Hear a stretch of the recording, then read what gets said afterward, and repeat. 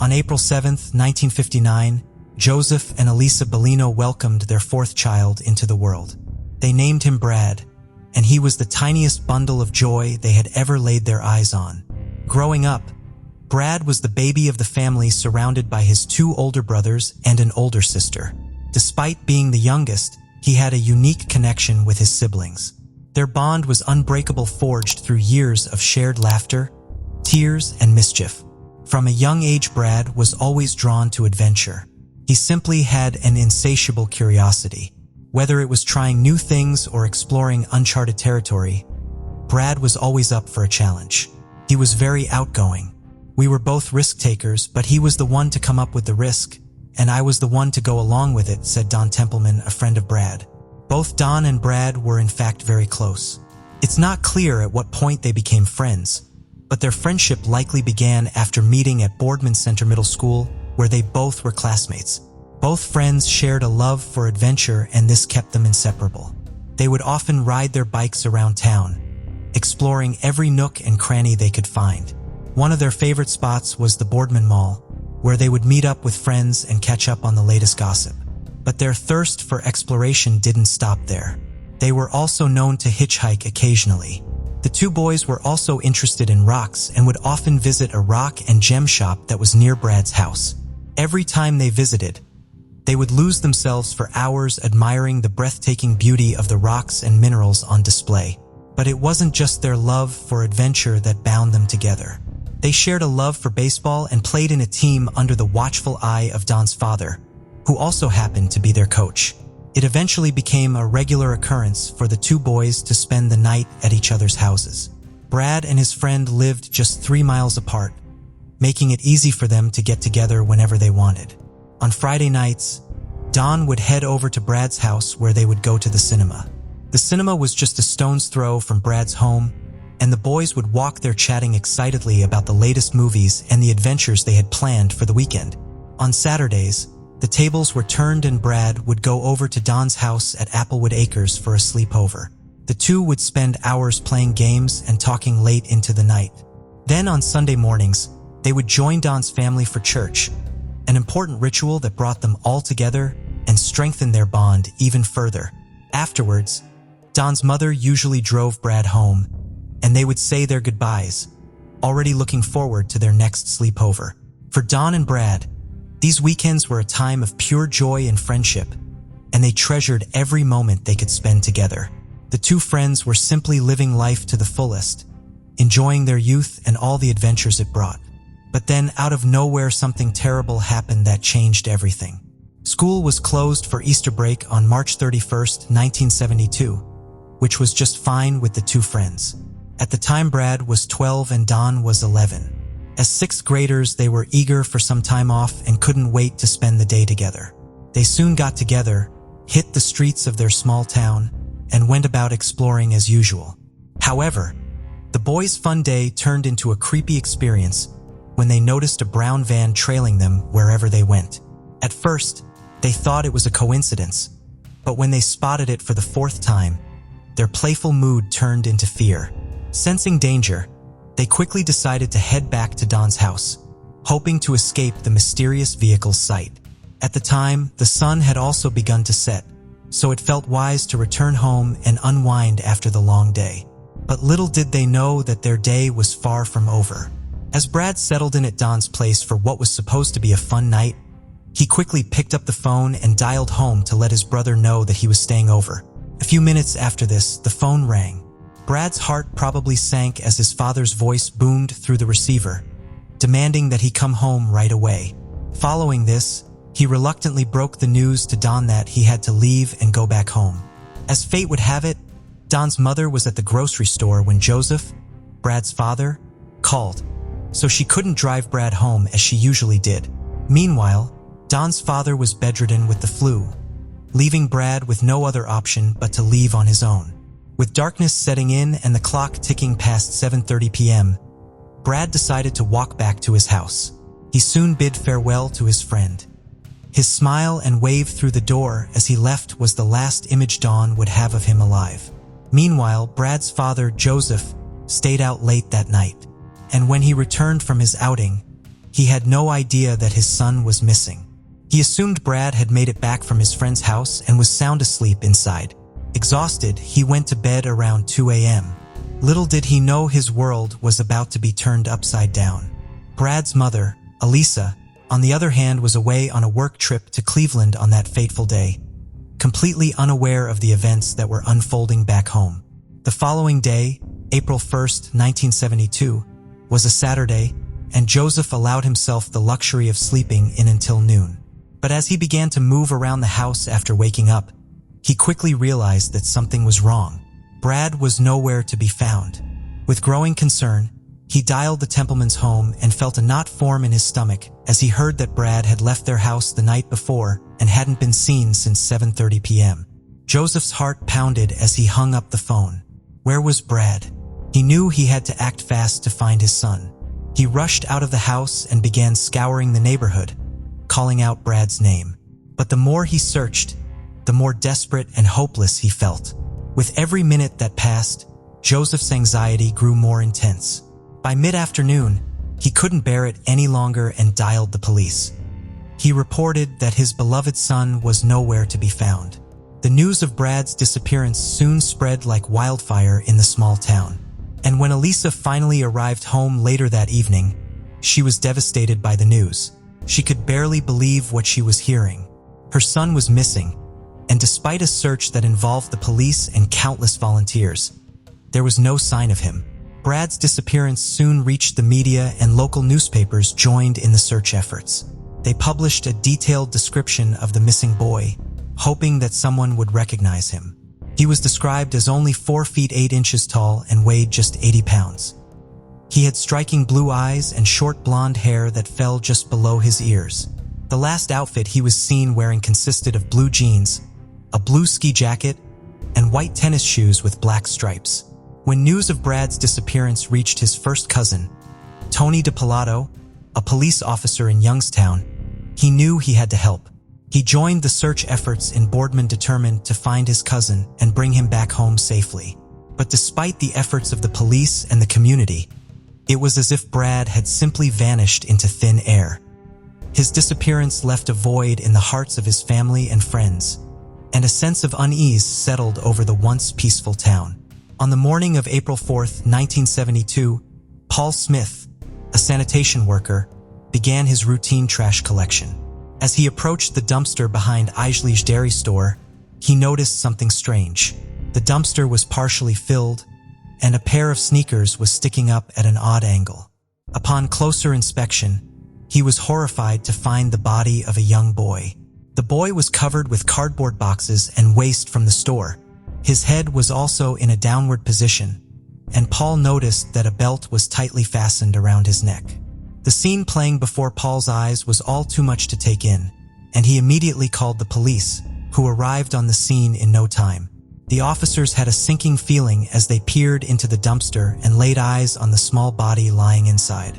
It looked like the missing boy they had been searching for, but they needed confirmation. They contacted Tony, who had been helping in the search for his cousin, and asked him to help identify the body. Tony rushed to the scene, and with a heavy heart, he confirmed the worst. The body in the dumpster was that of his beloved cousin, Brad. Following this, the body was carefully removed from the dumpster and transported to Southside Hospital in Youngstown for an autopsy. Tony, on the other hand, was tasked with the heart-wrenching responsibility of informing Brad's parents of the devastating news. "It was terrible for my Aunt Elisa and the whole family," Tony said. "You never get past it. You hear about things like this, but you never believe it could happen to you or to your family member." Don was in school when he got the news that his best friend was dead. His teacher had given the announcement about Brad's death. The shock and grief hit him like a ton of bricks, and he could hardly believe what he had just heard. As Brad's loved ones grappled with the shock of his tragic death, the results of the autopsy were released. The coroner's report revealed that Brad had been strangled to death and subjected to a heinous form of physical abuse. It was also estimated that Brad had passed away at 9 p.m. on Saturday, April 1st, over 24 hours after he was last seen alive. The gruesome details of the report only added to the heartache and despair that Brad's family and friends were already feeling. Police wasted no time in launching an investigation to find the person responsible for this horrific crime. As part of the investigation, Don was summoned to the station. They showed him Brad's clothing and asked if they were the same clothes Brad was wearing when he left Don's house. Don confirmed that they were, and when shown the belt found around Brad's neck, he identified it as Brad's own. Don couldn't shake off the thought of the brown van he and Brad had seen on the day of his disappearance. He believed that the suspicious vehicle was connected to his best friend's death. "I think whoever was in that van waited until he was in a dark spot and took him," Don said, as the investigation people from all corners of the town, pupils from his school, parents, and teachers alike all gathered to mourn the loss of the young boy who had been taken far too soon. The whole town seemed to be united in their grief, and the air was heavy with sadness and disbelief. The town was also never the same after Brad's death. Don and his family could no longer bear the weight of the grief and constant reminders of the tragic incident. And so they decided it was time to move on and started afresh in Tennessee, away from the memories that haunted them. In June 1972, 2 months after Brad's funeral, they packed their belongings and left Boardman for good. As days turned into weeks, weeks turned into months, the investigation into Brad's death seemed to be going nowhere. Despite following up on numerous leads and interrogating several suspects, the detectives assigned to the case kept hitting dead ends. Every step of the way, just nothing Tony recalls of the investigation into Brad's death. With time, the case grew colder, and the hope of finding justice for Brad faded away. In 2001, Boardman former police chief Jeffrey Patterson refused to let Brad's case go cold. He made a bold move by reopening the investigation. Detectives were sent to the cemetery where Brad was laid to rest, and they exhumed his body to collect DNA evidence. Another of Chief Jeffrey's significant efforts was taking Brad's clothes, which were kept as evidence, and sending them to the state's Bureau of Criminal Identification and Investigation. Upon inspection, forensic scientists found something that left them in shock. They discovered DNA that did not belong to Brad. The finding brought renewed energy to the investigation, and the detectives were determined to leave no stone unturned in their pursuit of justice. However, despite their best efforts, the investigation hit a brick wall for several years. In 2007, the police chief Jeffrey decided to reassign the case to 2 new detectives, Jack Nichols and Bob Rupp. Nichols had grown up in the neighborhood where Brad went missing and had been just 14 years old when the tragic incident had taken place back in 1972. The case had stayed with him all these years, and now he had the opportunity to bring justice to Brad's memory. He vowed to give the case his all. Both Nichols and Rupp dove head first into the investigation as soon as it was assigned to them. Their first task was to sort through the mountains of paperwork and the countless boxes of poorly organized evidence. It was a daunting task, but the two were determined to make the most of it all. As they spent hours looking at the files, they started noticing the names of 7 individuals cropping up repeatedly. These 7 became persons of interest, but without concrete evidence, they couldn't be considered suspects. However, Nichols and Rupp didn't give up. They immediately obtained search warrants and went to work. They served the search warrants and collected DNA samples from each of the persons of interest. The samples were then sent to the lab for testing, and they hoped to find a match with the DNA found on Brad's clothes. However, their hopes were dashed as the lab results came back negative. None of the 7 were a match. With this, the detectives were back to square one, but they refused to give up. They kept on combing through the case files, determined to find any new clues. Unfortunately, their tireless efforts yielded nothing. After years of working on the case, Detectives Nichols and Rupp retired and a new team took over. Leading the team was the highly experienced Boardman Police Captain Albert Kekasik. With a fresh set of eyes and new perspectives, the investigation was about to take a new turn. Boardman police detectives knew that advanced technology was needed to analyze the DNA found on Brad's clothing. And in 2018, they turned to Parabon Nanolabs, a Virginia-based DNA technology company. Parabon was able to use familial DNA to narrow down the suspects to a group of people with certain physical characteristics or a similar family tree. Over the next 4 years, the detectives worked tirelessly taking DNA samples from people identified by Parabon with possible familial links to the unknown subject. The results of these DNA tests helped them to narrow down their search to specific branches of the extended family tree while also eliminating others. In the end, all their hard work paid off. With the help of DNA tests, they were able to zero in on a man named Joseph Norman Hill. Following this lead, detectives worked tireless to locate a relative of Hill's and collect DNA samples for testing. After testing the relative's DNA, the results showed that there was a 98.2% chance that the DNA found on Brad's clothes belonged to Hill. The detectives had finally cracked the case and found the man responsible, but there was a major setback. Hill, the man identified through DNA testing, was no longer alive. He had passed away in 2019 after a long battle with cancer. And to make matters worse, his body had been cremated. With this, detectives were unable to carry out any further testing on Hill's remains to confirm his guilt. As the detectives delved deeper into Joseph Norman Hill's life, they couldn't help but be surprised. For one, the man had remained under the radar all these years. They also discovered that at the time of the murder, Hill was 32 and living on Shadyside Drive in Boardman. He drove a truck for a bottled water company and relocated to California in 1978 for work. Interestingly, there was no known connection between Hill and Brad's family, leaving detectives scratching their heads.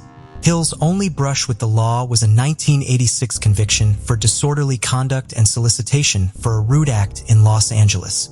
Mahoning County Prosecutor Gina DeGeneva was responsible for reviewing the evidence compiled by the Boardman police in Brad's murder case.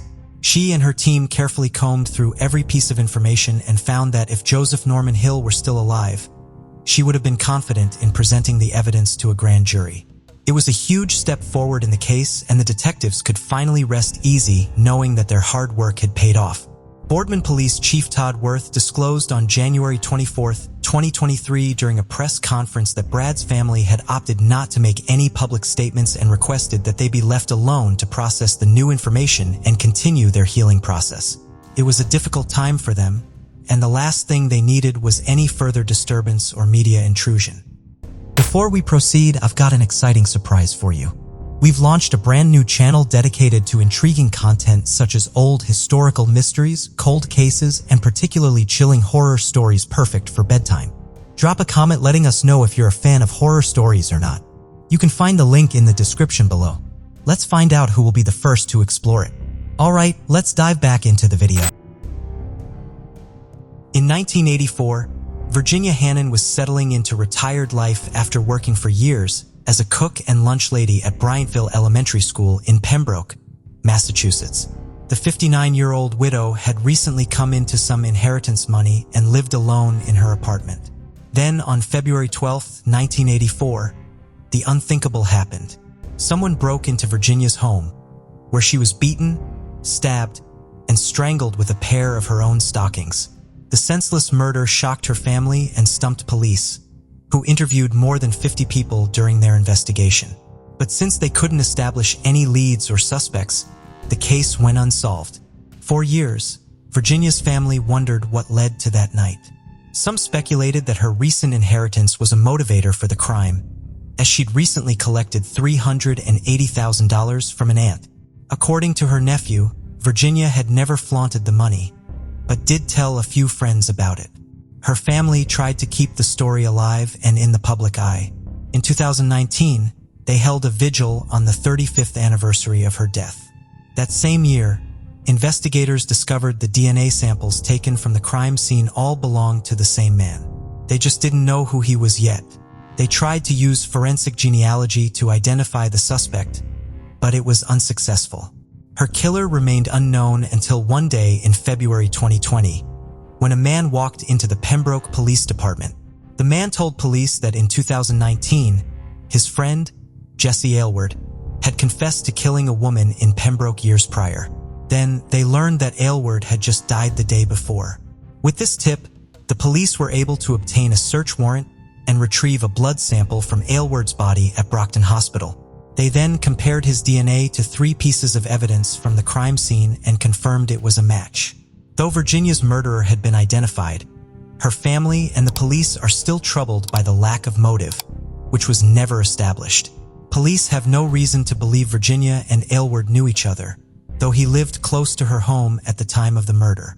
Aylward had a criminal past, which included some assaultive behavior, but the police did not suspect him during their initial investigation. Her family, though feeling somewhat relieved from the revelation, believes there are more people out there with information. Virginia is remembered by her family as a woman who took care of stray animals, loved bingo, family cookouts, and ice cubes in her beer glass. She was a great woman, said her nephew, Richard Hannon. She was a very family-oriented and loved the area, loved the people around her, and was very generous. On December 11, 2011, a motorist pulled over next to the woods near the University Parkway in Manatee County, Florida, when he came across a body. It was 29-year-old Nicole Rose Scott. She was partially clothed and had visible trauma to her face from an apparent beating. An autopsy later revealed Nicole was strangled to death, and that her body had been left in a heavily wooded area for a few days before it was discovered. For the next 10 years, detectives tried to solve Nicole's murder, but made no arrests. One suspect on their radar, though, was Benjamin Moulton. Nicole was a sex worker, and they suspected Moulton of being one of her customers. They questioned Moulton during their investigation, but he denied being involved in Nicole's murder, and without any evidence to link him to the crime, they let him go. A few days prior to Nicole's murder, a pregnant sex worker accused Moulton of trying to kill her. He was arrested for the crime in February 2012 and was charged with attempted murder, sexual battery, and aggravated battery of a pregnant woman. The charges were later dropped, though it is not clear why. Around the same time in 2012, Moulton had criminal charges pending against him for breaking into a woman's home. The woman woke up at around 3 a.m. to find Moulton standing next to her bed. She jumped out of bed, and Moulton ran out of the home, but was found soon after. The police later determined he'd removed at least one knife from the woman's kitchen drawer. He pleaded no contest to armed trespassing and was sentenced to probation. Then, 10 years later, on September 29, 2021, 43-year-old Moulton walked into the Manatee County Sheriff's Office and confessed to Nicole's murder. When asked why he was admitting to the crime now, he told police he found Jehovah and couldn't live with the guilt anymore. A spokesperson for the Manatee Sheriff's Office said Moulton appeared to have had a major change in his life, that he seemed remorseful and ready to face the consequences of his actions. Moulton was arrested and charged with the first-degree murder of Nicole Rose Scott. On November 18, 2020, Decatur Police Department Sean McAdam received one of the strangest calls of his 15-year career. "I want to confess to a murder I did years ago," said the man on the other end of the phone. The man was identified as 53-year-old Johnny Dwight Whited. But Detective McAdam was skeptical of Whited's confession, especially because he couldn't pinpoint what year he committed the murder he was confessing to. "Confessions take a lot of time to get to that point," he said. "You don't start with the confession and work backwards." And yet, that's exactly what they did. After Wood had provided police with a description of the crime scene, they reviewed every homicide in the city dating back to the 1980s. Then they found a match: the April 1995 murder of Christopher Alvin Daly. Detective McAdam and other officers met with Whited to retrace the steps of the crime. From the back of a patrol car, he guided the officers to a remote gravelly area, where he reenacted the murder. It was there that Christopher's body was found with a single gunshot wound to the head. His 1983 Toyota Tercel was found partially submerged in the Tennessee River, approximately 4 miles away from his body. Christopher was last seen attending an employee meeting at the Huntsville Hilton Hotel, where he worked as a server. He was reported missing the next day on April 26, 1995. Just prior to the police receiving the missing person report, 2 17-year-olds discovered Christopher's body. During their initial investigation, detectives came up empty on suspects, witnesses, weapons, and motives. At the time, Decatur Police Sergeant John Bradford called the case a real whodunit. 25 years later, at the scene of the crime, White had provided officers with specific details that legitimized his confession. He was then arrested and charged with the death of Christopher Alvin Daly. Police declined to discuss a potential motive for the murder, but confirmed that Whited and Christopher didn't know each other beforehand. According to Detective McAdams, Whited wanted to get the confession off his chest while he still had time, as he was terminally ill from stage 4 lung cancer. Whited was reportedly remorseful of the crime and apologized multiple times. Detective McAdam credits the original detectives for their work in the case, saying, "They're the ones who did all the hard work. I just closed the last page of the book they wrote." On March 21, 2016, 22-year-old Dontrell Burks was shot and killed while riding his bicycle on the sidewalk in Houston Green's Bayou neighborhood. The murder stunned his family, who described Dontrell as a good kid who always brought people together. At the time, the police didn't have any witnesses to the crime and few leads to go off of. But Chantrell's family determined to find his murderer and wouldn't give up. They followed up on the leads and rumors, and although they never gave up hope, they also never found the closure they were after. His aunt, Angela Burks, described it as feeling like a wild goose chase.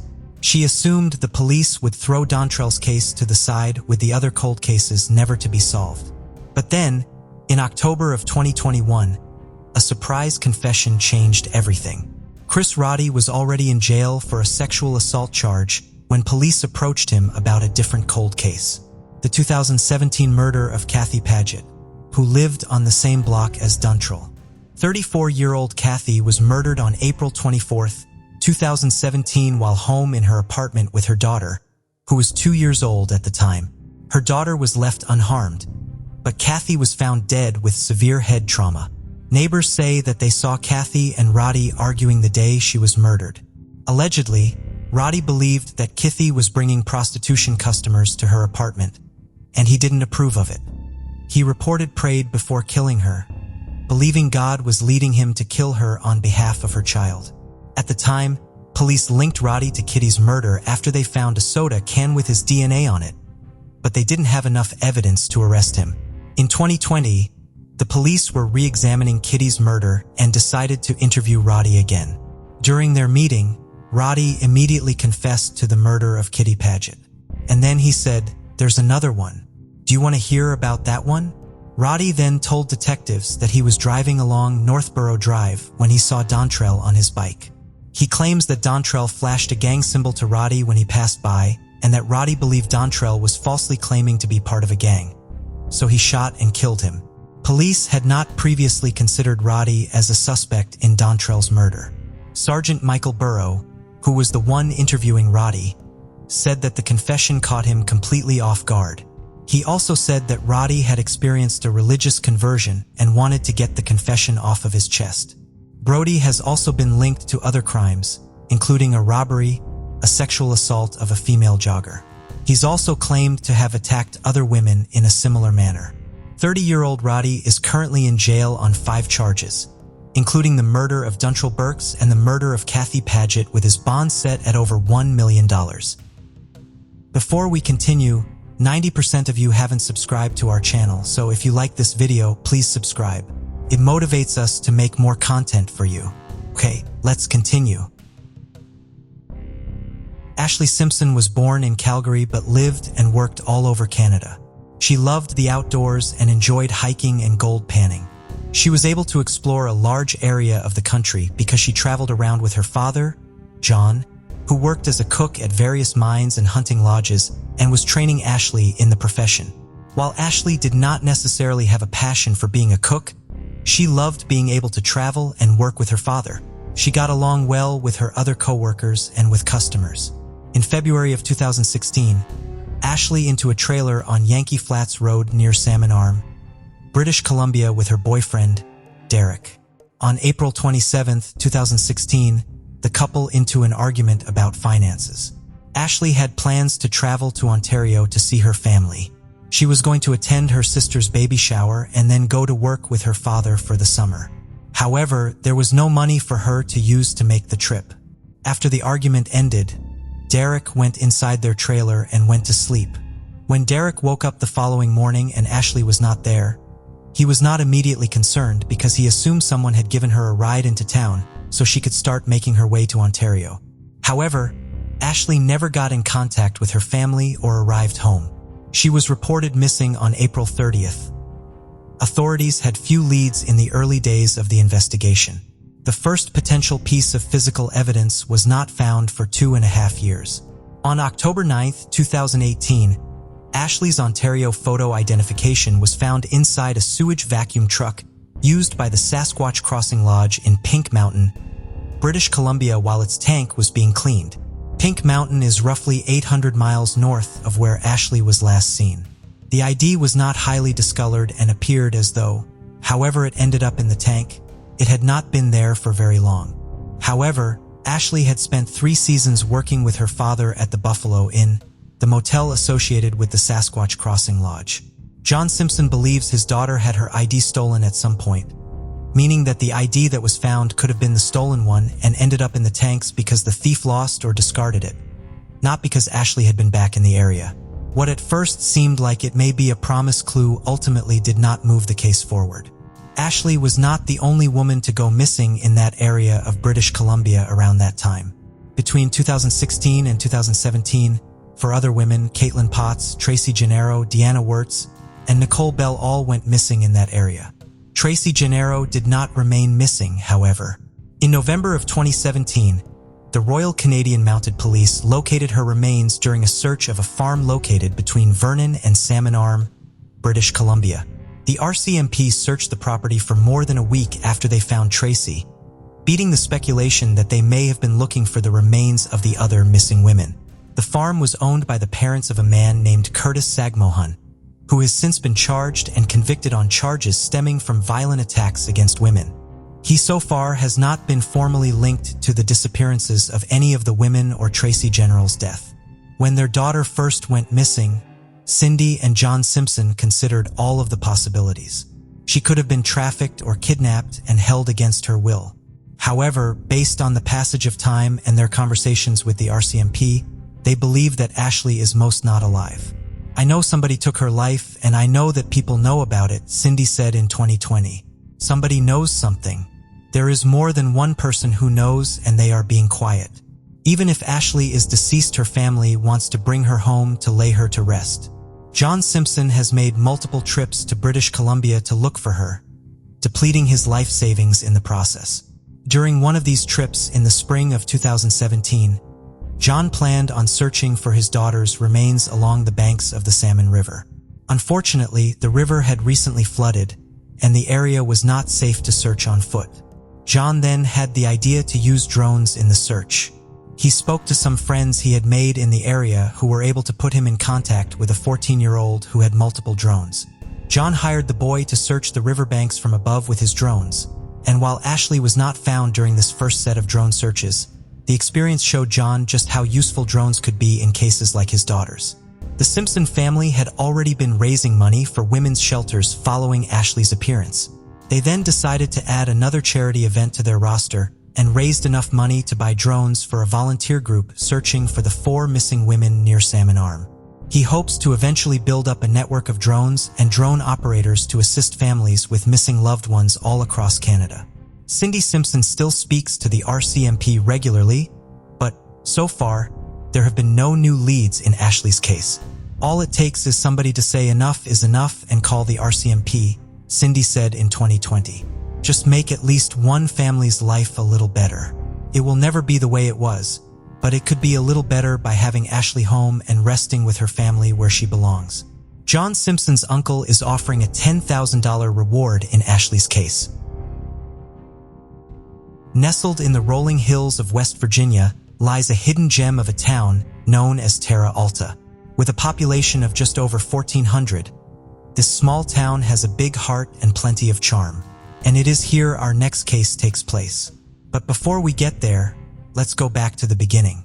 Jeremiah Watkins was born on August 22, 1972 in Morgantown, Monongalia County, and his parents, James Edward Watkins and Enid Nicola, were overjoyed to welcome their precious bundle of joy into the world.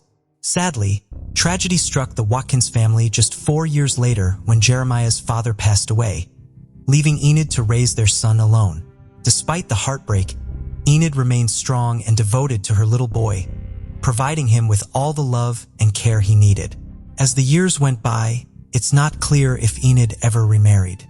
But around 1985, she was living in Terra Alta with her 2 children, Jeremiah, and a baby girl named Jamie, who was only a few months old at the time. Jeremiah loved his baby sister, and nothing filled his heart with more happiness than doting on her. He would spend hours playing with her and making her laugh.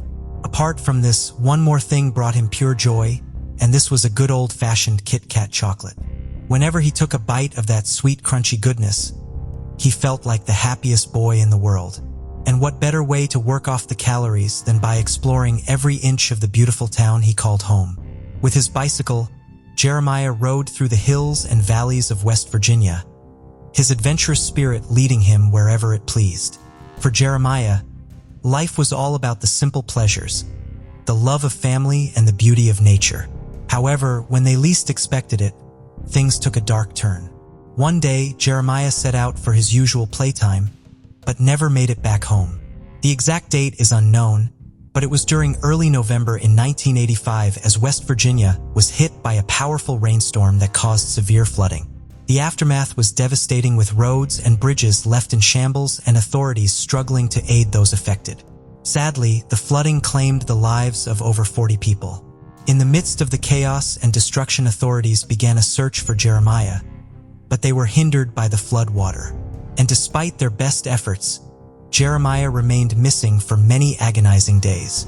The search for Jeremiah came to a heartbreaking end on November 12, 1985, when deputies stumbled upon a shallow hole near the train tracks in Terra Alta, about 30 miles away from Morgantown. As they peered into the hole, their hearts sank as they realized it was the lifeless body of Jeremiah whom they had been searching for. Initially, the officers wondered if the heavy flooding had claimed another victim, but upon closer examination, they discovered a shocking truth. There was a stab wound on the boy's back. It was clear that the little boy had met a violent end. Desperate to find any leads, the officers scoured the surrounding area for any clues, but the heavy rains and flooding had washed away any potential evidence, leaving them with nothing but questions and a heart-wrenching tragedy to unravel. Enid's heart shattered into 1,000,000 pieces when she received the news of Jeremiah's death. She couldn't comprehend how such a senseless and tragic event could have happened to her son. The pain of her loss was immense, and she struggled to cope with the reality of never seeing her child again. The results of the autopsy that was later conducted on Jeremiah's body showed that in addition to the stab wound that ultimately led to his death, he had also suffered a devastating blow to the head which had caused a fatal brain bleed. With this, detectives soon launched into an intensive investigation to bring the culprit to justice. They interviewed countless people and followed every possible lead, but the case remained a mystery. Despite their tireless efforts, the detectives were unable to identify any suspects or make any arrests, leaving the case unsolved for years. As his sister Jamie grew older, she couldn't help but wonder about the brother she had barely known. "I feel like I had a memory or two of him," Jamie said. "But you know, at one, how much do you remember?" When she finally learned the truth about how her brother had died, she was simply devastated. And from then on, she carried the heavy burden of unanswered questions. Who had done this to her brother?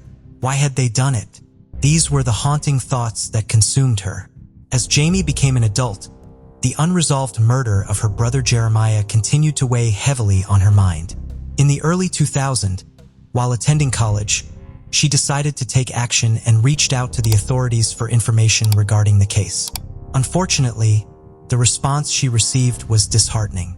The case had long gone cold, and the passage of time had made the likelihood of finding the culprit very slim. In February 2023, an officer of the Preston County Sheriff's Office, Captain T.N. Tignall, decided to take on the decades-old unsolved murder case of Jeremiah. He couldn't bear the thought of the family being deprived of justice for so long, so he dug deep into the old case files, determined to uncover any overlooked clues that could lead to a breakthrough. He spent hours poring over interviews and witness statements until something caught his eye. It was the view of a young man named David Monroe Adams, who was only 18 at the time of the murder and lived in Terra Alta. The captain noticed that Adams' statement had some inconsistencies and decided to find him to interview him again. The inconsistencies he found have remained undisclosed. Captain Tignall's dedication to solving Jeremiah's case led him to track down Adams that same February, and with the assistance of other law enforcement agencies, he conducted several interviews with him. During one of the interviews, Adams confessed to killing Jeremiah, and the pieces of the puzzle finally came together. Adams had apparently gotten into an argument with Jeremiah over a stolen bicycle, and this argument had quickly turned violent. In a fit of rage, Adams hit the boy in the face and then took him to a nearby shed where he fatally stabbed him. Afterwards, he dragged the lifeless body into a shallow hole where it was eventually found.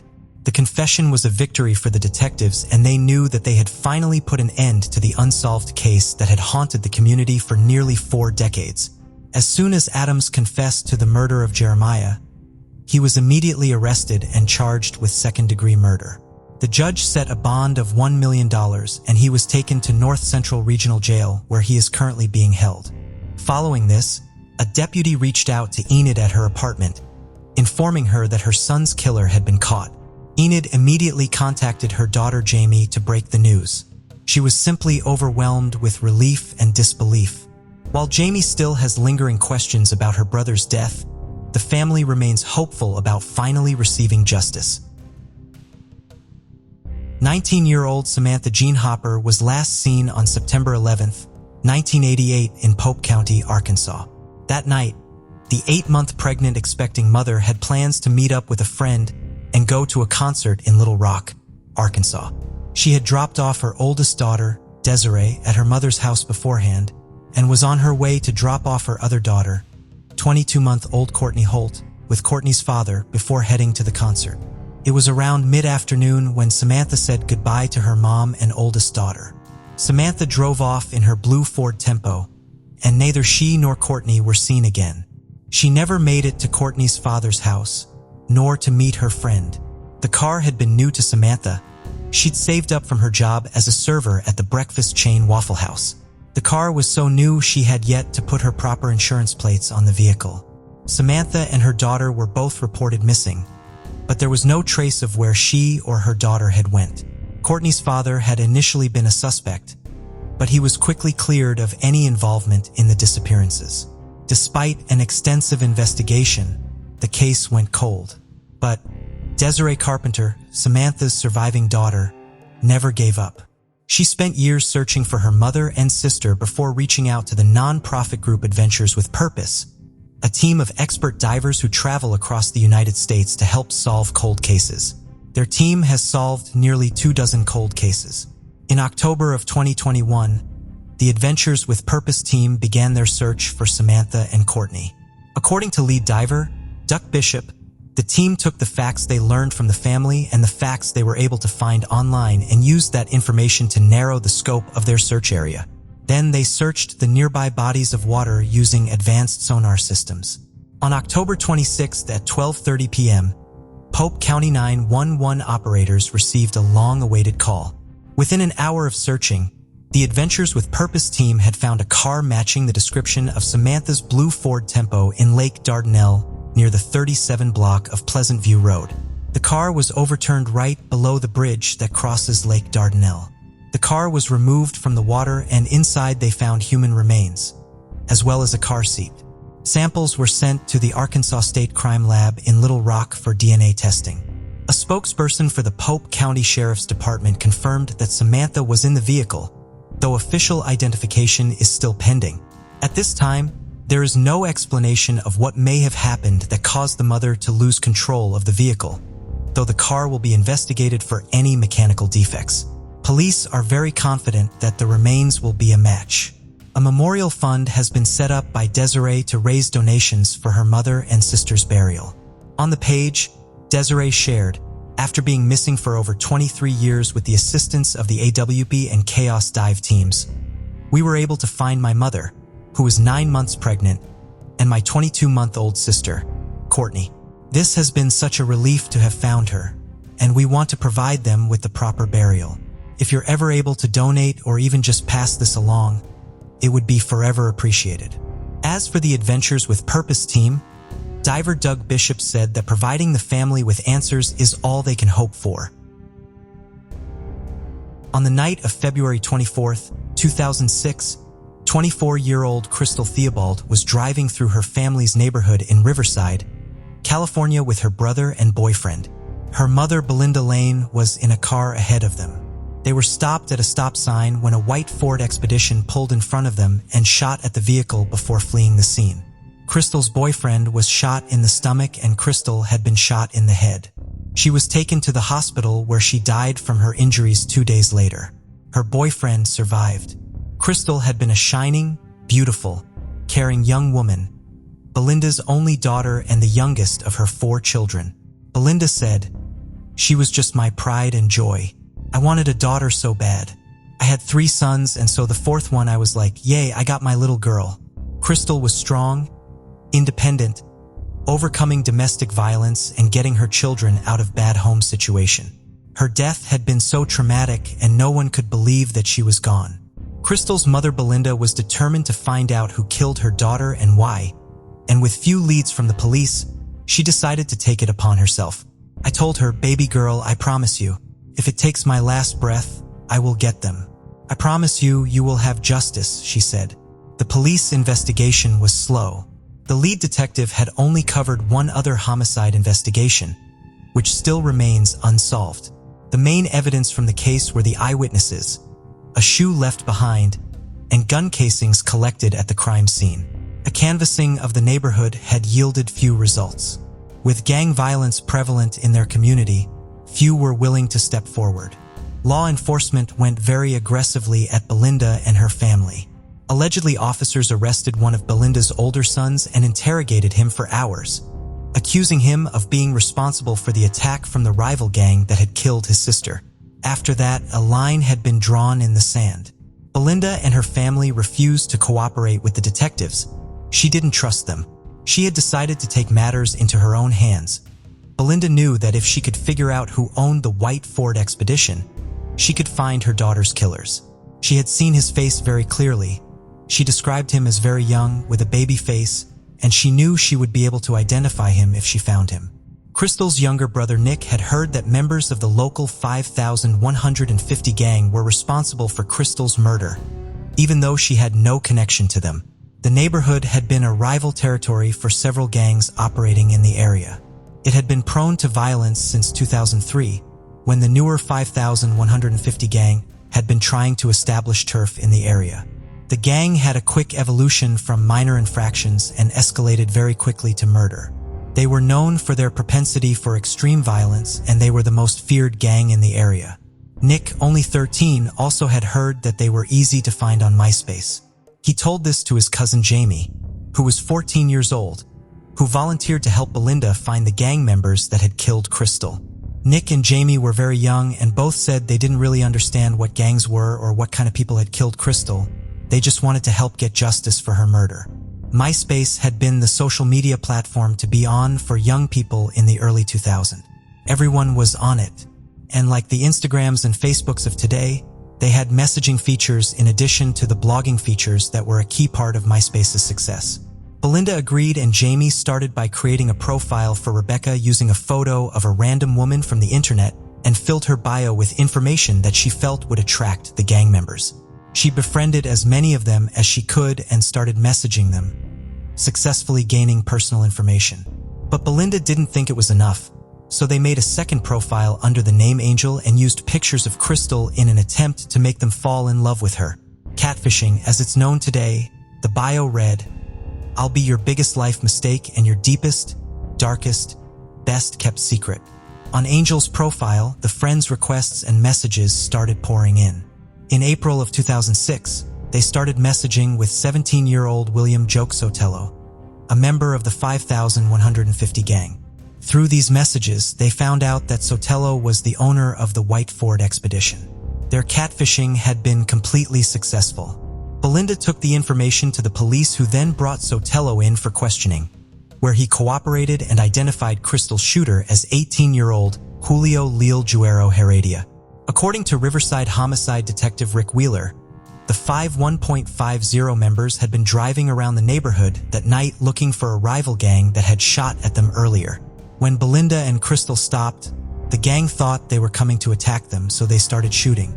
Since there wasn't enough evidence to arrest Sotelo at the time he was released, Jamie continued to message him on MySpace and he started to fall for Angel, but pretending to be her dead cousin and making men fall in love with her became too much to bear and she wanted out.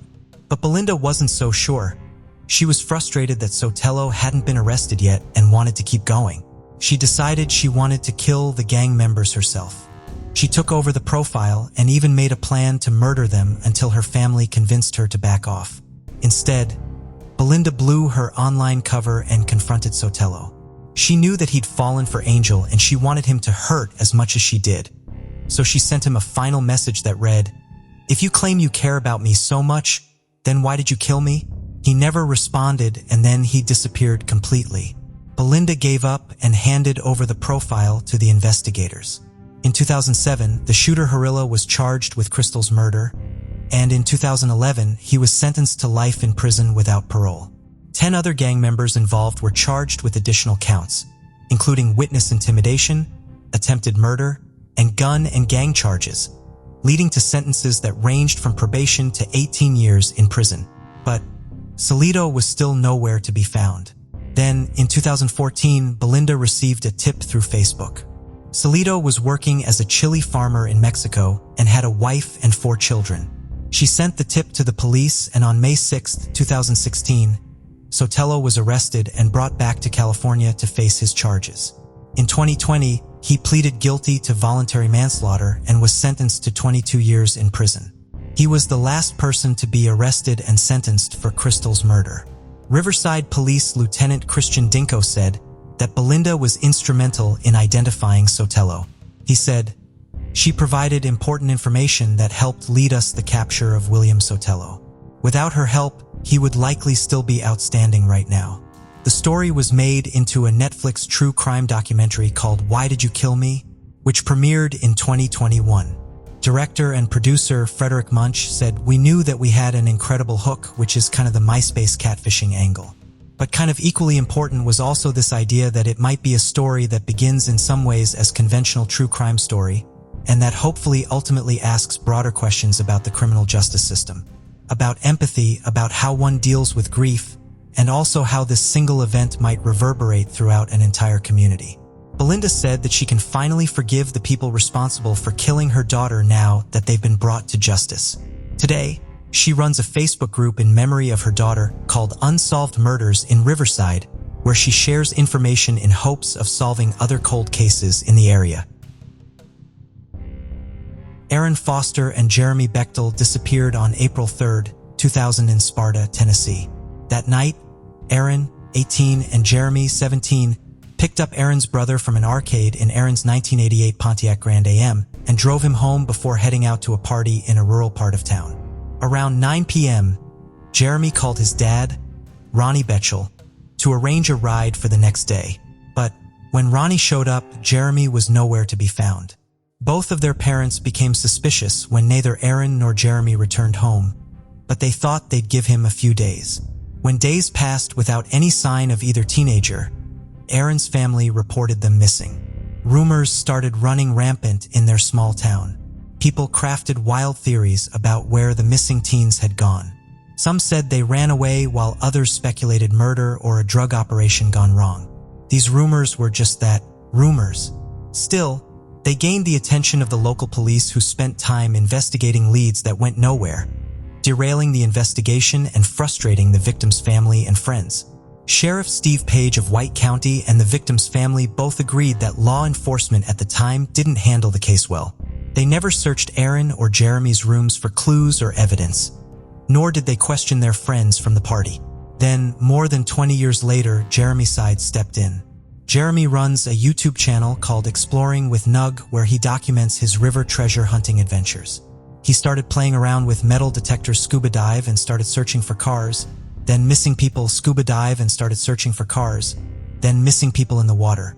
He found his targets by scouring the Charlie Project website, which is a database of missing persons cases.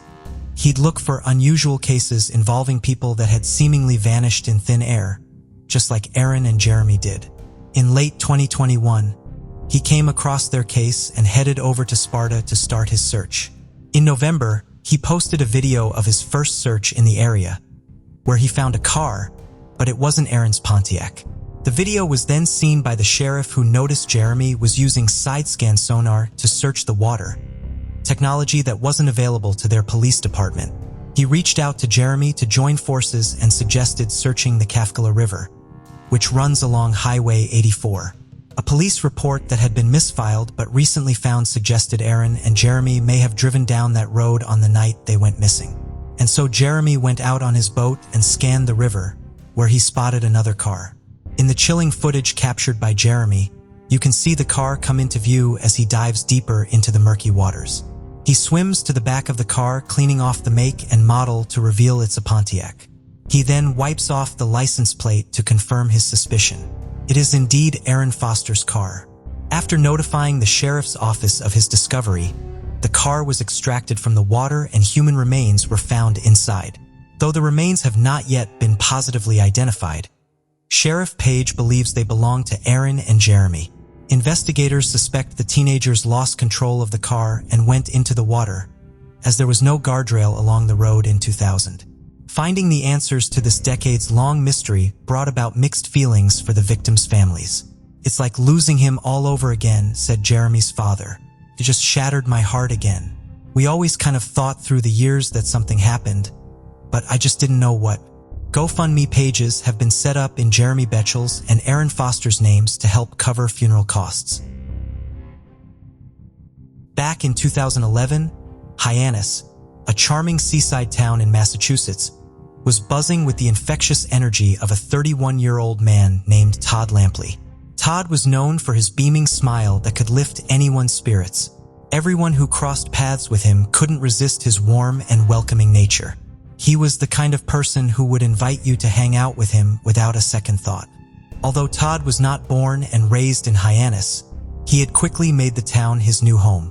Born in 1980 and originally from Mississippi, Todd had left his hometown around 2002 in search of new opportunities and a fresh start. Upon arriving in Hyannis, he quickly made a name for himself with his easygoing nature and passion for barbecues. Todd's life was full of love, but also full of surprises. He had fathered 3 beautiful little girls, each born to a different mother. While their names were not known to many, there was no doubt that they were the lights of Todd's life. Despite the challenges of co-parenting with multiple women, Todd remained devoted to his daughters. He worked tirelessly to provide for them, and every spare moment was spent showering them with love and attention. Todd also had his fair share of tough times. He found himself on the wrong side of the law more than once and had struggled to keep his head above water at times. But Todd was a fighter, and he refused to let his past define him. Every time he stumbled, he picked himself up and dusted himself off, ready to face whatever came his way. He was determined to make a better life for himself and those he loved, and nothing was going to stand in his way. However, little did he know that things would soon take a dark turn. The night of February 27, 2011 was just like any other for Todd. He was at his home on Fresh Holes Road in Hyannis and was enjoying what was a peaceful evening. His girlfriend Tisha Warrens, who was the mother of one of his daughters, and her mother, Deborah Cook Warren, were also staying with him. However, their daughter was not at home that night. At around 8 p.m., a man named Curtis Collins arrived at the couple's home. He was a good friend of Todd. After exchanging a warm greeting, Curtis was offered a seat at the dinner table, where they all enjoyed a mouth-watering meal of chicken and pasta. As the night wore on, the two men moved to the bedroom, where they settled in to watch a thrilling basketball game on television. In the middle of the game, Curtis suddenly stood up and made his way to the living room to speak to Taisha, leaving Todd alone in the bedroom. Moments later, loud bangs shattered the peace of the evening, and it was followed by Todd's agonizing cries. Taisha's heart pounded as she immediately rushed to the source of the noise, her mind racing with confusion. "It all happened so quick. I didn't even hear the gunshots," said Taisha. Upon getting to the bedroom, she was greeted by a sight that would haunt her for life. Todd was standing, and he told her that he had been shot. With a surge of fear, she rushed to him and tried to support him as they fell on top of her. In the chaos, Todd lost consciousness and his body went limp. Curtis soon appeared in the doorway and quickly dialed 911, his hands shaking as he spoke to the operator. At precisely 1000, the first patrol car screeched to a halt outside the house. Patrolman Peter Meerbeck was the first to enter, his heart pounding as he prepared for the worst. As he stepped inside, he quickly made his way towards the bedroom. There he found Curtis, Tyasia, and her mother huddled around Todd, who lay motionless on the ground and was bleeding. At 10:21 p.m., paramedics arrived at the scene only to find that Todd had already passed away. Despite their best efforts, there was nothing they could do to bring him back. The news was a devastating blow to his loved ones, leaving them reeling with grief and disbelief. Following this, Todd's body was then taken away for autopsy. As detectives arrived at the scene, they carefully examined every inch of the house. They scoured for clues that could reveal the perpetrator of this heinous crime. Just outside the front bedroom window, they stumbled upon 322 caliber federal ammunition shell casings. The discovery made it clear to the detectives that the killer had stood outside the window and fired the shots. Apart from the shell casings, the detectives' eyes also landed on a peculiar object lying on the ground beneath the window. It was a sweet potato with a flat cut on one end in a small hollow running along its length. The other end of the potato was shattered, leaving chunks scattered on the windowsill and ground below. Detectives speculated that the potato had been used as a makeshift silencer to muffle the sound of gunshots. Detectives also came across a black Boost mobile cell phone lying in the grass near the corner of the house. Upon examining it, they found that the phone belonged to Curtis.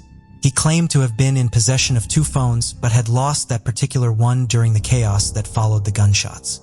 On the February 28, 2011, a day after the tragic incident, the autopsy report was finally released. It revealed that Todd had suffered from 3 gunshot wounds. The wounds had caused fractures in his ribs and injuries in his lungs, ultimately leading to his death. The news only fueled detectives' determination to bring justice to Todd and his family. Detectives Jason Labor and Thomas Chevalier called in Curtis for questioning on the same day and grilled him about what he knew. Curtis recounted the events leading up to the shooting, and he also revealed that he had been using his blue Sanyo phone just a few minutes before the shooting occurred. Following this revelation, the detectives decided to take a closer look at his phones. Curtis was presented with a consent form to authorize the search of his phones, including the black Boost mobile phone found at the scene of the crime. Once the consent form was signed, they wasted no time in obtaining call records for both phones from telecommunication companies. Upon scrutinizing the call records for the black Boost phone, they noticed that the last outgoing call was made at 8:44 p.m. on the day of the incident. When Curtis was asked about the call, he revealed that it was to his girlfriend, Faith Thomas. Detectives then turned their attention to his other phone, which was a blue Sanyo. When they looked at the call records obtained from the telecommunication company and the visual call history on the phone, they realized that something didn't match up.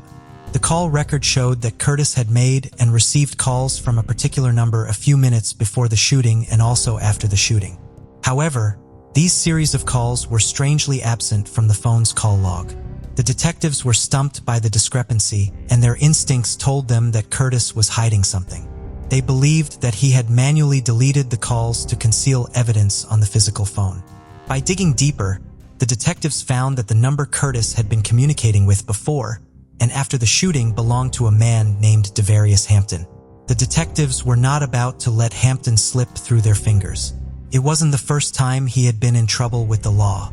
In fact, at the time of the shooting, Hampton was on probation for a previous crime and was being closely monitored with a GPS tracking bracelet. The detectives decided to take a closer look at the data recorded by the tracking device, and what they found was startling. The GPS data showed that Hampton had been in the vicinity of Todd's home at the exact time of the shooting. On March 2, 2011, Devarius Hampton was arrested for an unrelated matter. Detectives Thomas and Jason saw an opportunity to question him about Todd's murder. They hoped that they could get some answers out of him, but things didn't go as planned. Hampton was uncooperative and refused to speak about the matter, leaving the detectives with more questions than answers.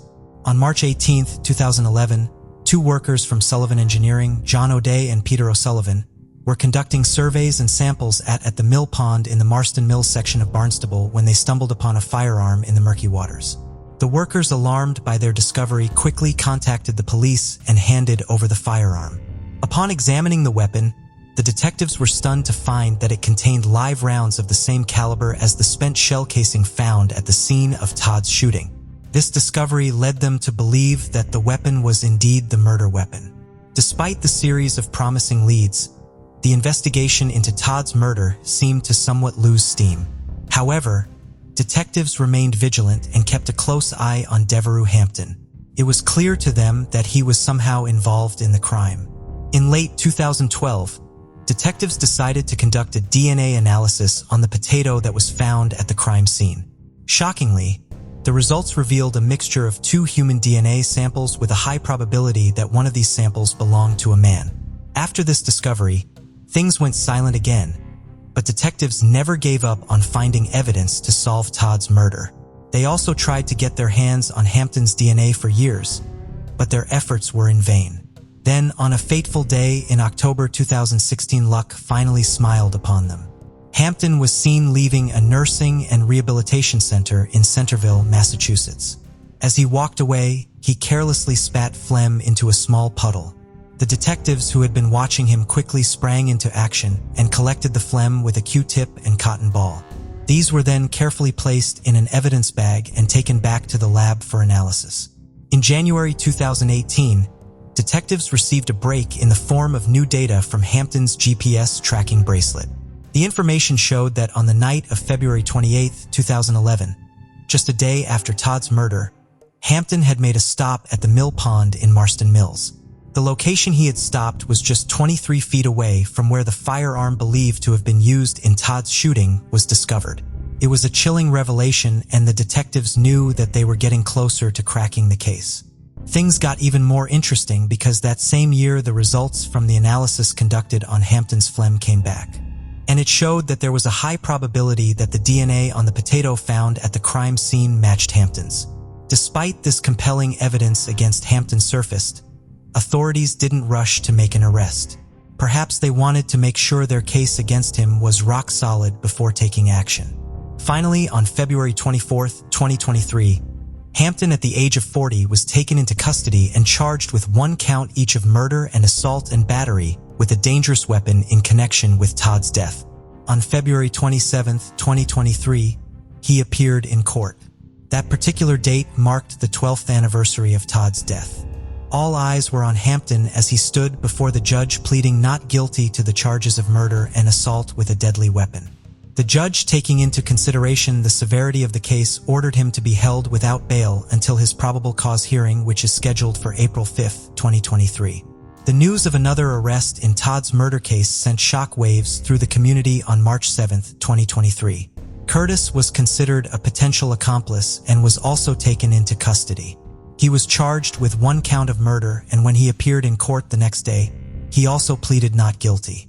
At the moment, the prosecution still has a long road ahead of them to ensure justice is served for Todd. 21-year-old Roy Gregory Brooks Jr., who went by Greg, lived with his family in Castleberry, Florida. The family attended New Covenant Baptist Church of Orlando, and Greg sang in the church choir. He had attended Lyman High School, where he played drums in the school band. After graduation, he enrolled at Florida A&M University. While he was home from school, he worked at the Regal Cinema in Winter Park. On January 18, 2000, Roy left home to go pick up his paycheck from the cinema. He then planned to go to the Winn-Dixie grocery store in Castleberry to cash it. Around 3 a.m. on January 19th, Greg's mother, Geraldine, abruptly woke up feeling that something terrible had happened. Greg was not home. While he would sometimes stay out late with his friends, being out this late was unusual. An hour and a half later, Greg's black 1992 Honda Accord was found parked near an exit ramp for Interstate 75 in Sun City, Hillsborough County, in an area that at the time had not yet been developed. A trooper from the Florida Highway Patrol saw the car and tagged it as a disabled vehicle. It would later be found that there was nothing mechanically wrong with the car and it was fully operational. When Greg was still not home later in the morning, Geraldine Brooks called police to report him missing. The Brooks family did not learn that Greg's car had been found until 2 days later. The car is the main piece of evidence in Greg's case, but also a source of great confusion. The vehicle was taken in to the Seminole County Sheriff's Office for processing on January 27th, but Greg's father had been allowed to drive it back to Castleberry before it was taken in. The fingerprint report from the car stated that the only fingerprints found inside the car were Greg's. The Brooks family, of course, expected Greg's father's fingerprints to be in the car as he was the last person to drive it. Furthermore, Greg would routinely give rides to all of his friends, but somehow none of their prints were found either. Geraldine Brooks became frustrated with the way her son's case was handled from the very beginning. Police told her that her son had simply run away, and she has argued that this belief prevented them from investigating Greg's case properly. She argues that Greg had no need to run away because as 21-year-old man, he could have packed up and left home at any time he wanted. Furthermore, he did not have any of his clothes, belongings, or medication with him when he disappeared. He also loved his car too much to simply abandon it along the side of the road. Authorities also failed to go to the Winn-Dixie where Greg cashed his check the night he went missing, early enough in the investigation. A receipt found in his car showed that Greg had made it to the store and cashed his $200 paycheck at 6 p.m. By the time police did go to the store several weeks later, the surveillance footage from that evening had already been taped over. The investigator assigned to the case, Castleberry Police Department Detective Thomas Graffey, believes that the original detectives did what they could with limited amount of information available. It seemed like they followed whatever breadcrumbs they had at the time, he told the Orlando Sentinel in 2020.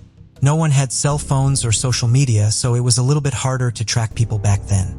They just needed to do what they could. Greg's family has been actively looking for him on their own since he disappeared. Geraldine tried unsuccessfully to get her son's case covered by the local media in hopes of finding witnesses. The family distributed flyers, hired a private investigator, and followed up on potential sightings of Greg in 3 states. Geraldine keeps a spiral notebook full of her notes and developments in the case, including the names of all the numerous detectives assigned to the case over the years. She still keeps Greg's Honda Accord parked in her driveway 20 years after he went missing. Originally, she wanted to hold onto the car in case it could provide further clues in Greg's case, but now it mainly just serves as a reminder of him. Greg went missing the day before his younger brother Jermaine's 16th birthday. Jermaine looked up to his older brother, and his appearance affected him greatly. Jermaine had been an excellent student, but his grades plummeted after Greg went missing. Today, he has a 4-year-old son who has never gotten to meet his uncle Greg. Geraldine loves being a grandmother, but it has not erased the pain of not knowing what happened to Greg. I have to enjoy what I can, but I still grieve for my son every single day, she said in 2020. In the 1950s, people were calling it the murder trial of the century. A general practitioner in Eastbourne, England had been accused of targeting his elderly female patients, worming his way into their wheels, and killing them with a lethal dose of morphine and heroin. Others said he was conducting mercy killings when assisted suicides weren't an option yet, and only painkillers existed. So what was the truth? On January 21, 1899, Adams was born in Rendleston, Ireland, to a religious Protestant family. In 1906, he married Ellen Bodkin, and they went on to have their 2 children, one of whom died during the 1918 influenza pandemic. Adams graduated from the Queen's University in Belfast in 1921. That same year, a surgeon hired him as an assistant houseman at the Bristol Royal Infirmary, where he worked for a year before moving to Eastbourne, England, to work as a general practitioner. There, he would buy a roommate house with money he borrowed from one of his patients, William Mahood. William's wife described Adams as a real scrounger, as he would often invite himself and his family over for dinner, charge his shopping to their accounts, and after William's death, visit the widow only once to take a 22-karat gold pen that belonged to William. As the years went on, more suspicious circumstances arose. In 1935, he received an inheritance of £7,385 from his client, Matilda Whitten, which was more than half of her entire estate. The inheritance was contested by Matilda's family, but upheld in court. After that, Adams started receiving anonymous letters accusing him of bumping off his clients. A few years later, his patient, Agnes Pike, was experiencing deteriorating health. She could not recall her own name or where she was.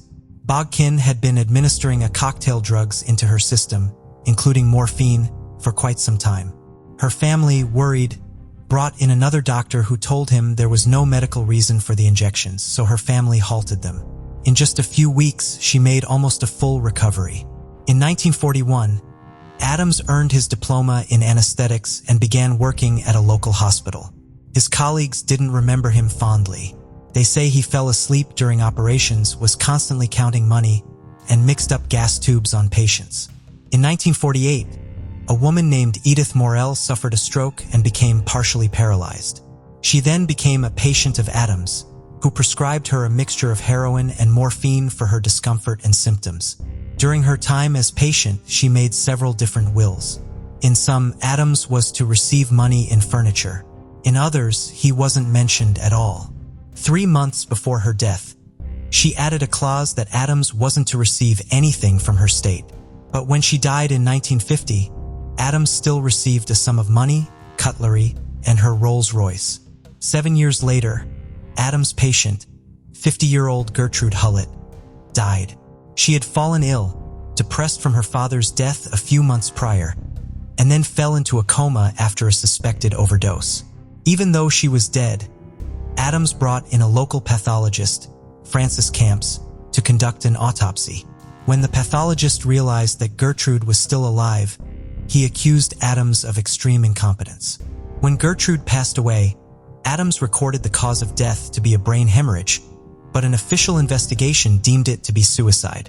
And then the pathologist that Gertrude had been poisoned by sleeping pills. Either way, Gertrude's will left valuable items to Adams, including another Rolls-Royce. Adams' inheritance was added into Gertrude's will 5 days before she died. Adams started to gain a reputation as an angel of death or an angel of mercy, depending on who you asked. The rumors that he would target wealthy widows, persuade them to change their wills in his favor, and then inject them with a lethal injection were so rampant that they led to a police investigation. Investigators looked into cases from 1946 to 1956 and found a 163 out of 310 death certificates worthy of investigation. 42% of his patients died from cerebral thrombosis or cerebral hemorrhage, though at the time, the average was around 15%.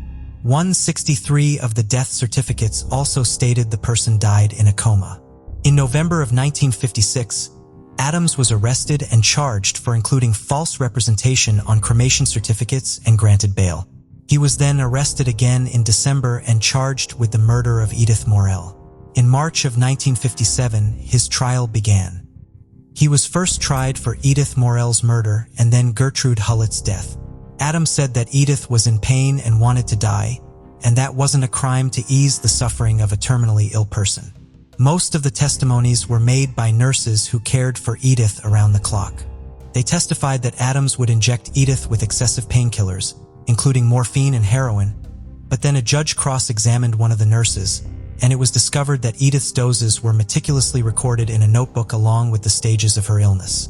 The notebook was not found during the police investigation, but instead secured by Adams' defense team and revealed inconsistencies in the nurses' testimonies.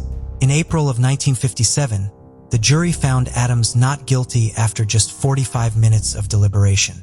Police still suspected Adams to be guilty despite the acquittal and that he not only killed Gertrude and Edith, but also many other patients. Adams resigned from the National Health Service after the trial. That same year, he was convicted for forging medical prescriptions and fined £2,200.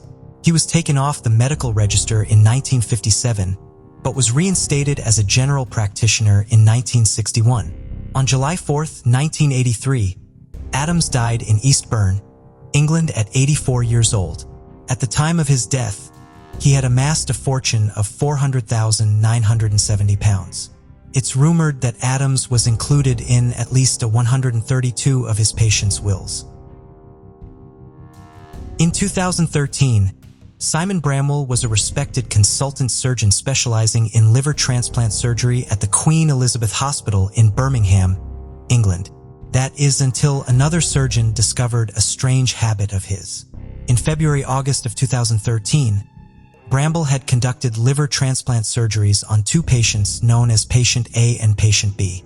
For Patient A, it was a life-saving surgery. But a week later, their liver failed, and they had to go back under the knife, this time with a different surgeon. During this procedure, the surgeon saw something unusual. Bramble had branded the patient's liver with his initials, SB. The surgeon photographed the liver and immediately reported it to the medical director. Bramble had used an argon beam coagulator to brand the 4-centimeter high mark on the liver. An argon beam coagulator is a medical instrument used to cauterize a wound, which helps stop it from bleeding or becoming infected. At the end of 2013, a second incident was reported to the University Hospital Birmingham, NHS Foundation Trust, and Bramble was suspended from practice. The trust then investigated the incidents. During the investigation, Bramble said he couldn't remember any other times he branded his patients, other than 2 cases they found. At a disciplinary hearing in May of 2014, the trust found Bramble guilty of gross misconduct. The West Midlands Police then informed the trust that they were launching a criminal investigation following a complaint from one of Bramble's victims. That same year, Bramble resigned from his position. In February of 2017, the General Medical Council issued a warning to Bramble for his misconduct allegation. According to the case examiners, the warning was issued because his actions didn't contribute to the failure of the first liver transplant. The patients were not put at risk or harmed clinically. There was little or no risk of repetition, and they consider the case exclusively concerning matters of public confidence in their profession. Later that month, he was criminally charged with 2 counts of assault causing bodily harm. On December 23, 2017, he pleaded guilty to a lesser charge of assault by beating. Though he didn't physically beat his patients, the case was without legal precedent in criminal law, so the charge was chosen as reflection of his actions. The ruling judge said, so far as culpability is concerned, this was conduct born of professional arrogance of such magnitude that it strayed into criminal behavior. What you did was an abuse of power and a betrayal of the trust that these patients had invested in you. During the trial, his defense stated that his actions were done in a naive and foolhardy attempt to relieve tension in the operating room. When a nurse present at the operation questioned why he was branding the liver, he allegedly replied, "I do this." Prosecutors stated that one of Ramos' patients felt violated and suffered PTSD-like symptoms after the incident was brought to light. One of his patients shared an impact statement that said, "The horror of seeing the photo of my cut-open body with the initials SB on the liver will forever live in my mind.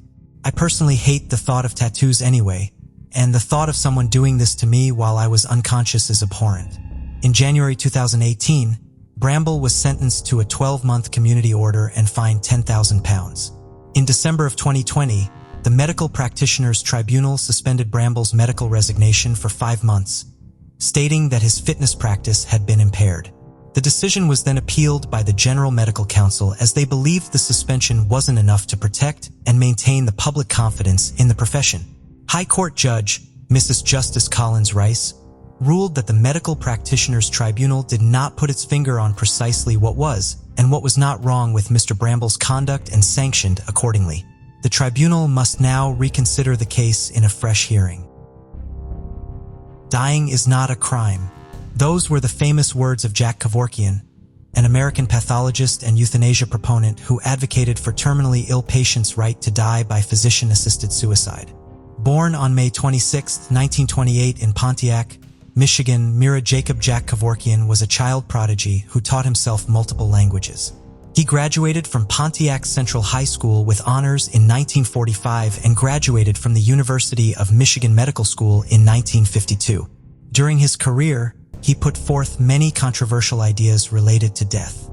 He proposed that a death row prisoner should have the opportunity to consent to undergo medical experiments as a form of execution. He also proposed that prisons harvest organs from executed prisoners and use them for sick patients, but prison officials didn't agree. When Kevorkian was a pathologist at Pontiac General Hospital, he experimented by taking blood from corpses that were recently brought into the hospital and transferred them into the living. He approached the U.S. military with his experiment as he thought that they could use it to help wounded soldiers in the war, but they didn't take him up on it. In 1987, Kevorkian started advertising for his death consulting services in Detroit newspaper stating, "Doctor Consultant for the terminally ill who wish to die with dignity." His goal was to give those who were terminally ill the opportunity to end their own lives, which was not a readily available or legal option at the time. Kevorkian would attach his patients to one of his machines, the Thantron, which means death machine. It would release a cocktail of drugs or chemicals into the patient through and for. When he lost his license to practice medicine, he lost access to the controlled substance he used. So he created the Mercitron, aka Mercy machine, which was a gas mask connected to a canister of carbon monoxide. In both cases, the patient themselves would release the drug cocktail or gas to end their own life. In 1990, his first public-assisted suicide took place in Michigan. His patient was a 54-year-old woman named Janet Atkins, who had recently been diagnosed with Alzheimer's disease. Kevorkian was charged with Janet's murder, but the charges were dropped soon after as Michigan didn't have any laws in place at the time related to assisted suicide. Instead, Michigan State Board of Medicine revoked his medical license. One of Kevorkian's most controversial cases involved a 70-year-old man named Hugh Gale. In 1993, he helped Hugh complete an assisted suicide with his Mercitron machine, after which, documents were found in the garage that noted Hugh requested the gas mask be removed twice, and that Kevorkian only removed it once. The second time, the mask was not removed, and Hugh became unconscious before dying. Michigan legislator then passed a bill making it a felony to knowingly provide anyone with the means to complete suicide to physically assist them in the act. They did not charge Kevorkian with Hugh's death due to the lack of corroboration from witnesses present at the time. In November-December of 1993, Kevorkian was jailed twice for violating the state's law against assisted suicide. And between 1994 and 1997, he was tried 4 times for his roles in assisted suicides, but was acquitted 3 times with the 4th resulting in a mistrial. The trials only helped him gain public support for his cause, and the media dubbed him Dr. Death. But he was often criticized by his fellow practitioners as they believed he was going against their Hippocratic oath to do no harm. According to his lawyer, Kevorkian assisted 130 patients in physician-assisted death. Though Kevorkian's goal was to relieve the pain of terminally ill patients, it was later determined that 60% of his clients were not terminally ill, and 13 had not complained of being in pain. At least 3 autopsies showed his patients had no terminal illness or signs of disease. It is suspected that many of his patients suffered from hypochondria or depression. 5 had no diseases, over a third were in pain, and though many had worsening symptoms, they were not terminally ill. There were also criticisms around how quickly his patients died, as at least 19 patients died just 24 hours after meeting him. Many never had a psychiatric evaluation completed before the assisted suicide, although he himself stated the importance of psychiatric consultations. He also failed to refer 17 patients to specialists after they complained about chronic pain, and he often didn't receive complete medical records from his patients. Kevorkian later stated that he believed patients seeking assisted suicide shouldn't have to be terminally ill to end their suffering. In November of 1998, he allowed CBS 60 Minutes to air a videotape he made in September. The video showed the voluntary euthanasia of his patient, Thomas Yoke, who had Lou Gehrig's disease, also known as ALS. In the videotape, Thomas gives Kevorkian his consent, and Kevorkian gives him a lethal injection. This differed from his previous treatments where the patient administered the lethal dosage themselves. Kevorkian later said that he shared the video because he hoped to take the case to the Supreme Court, which didn't happen. Instead, he was arrested and charged with second-degree murder and delivery of controlled substance.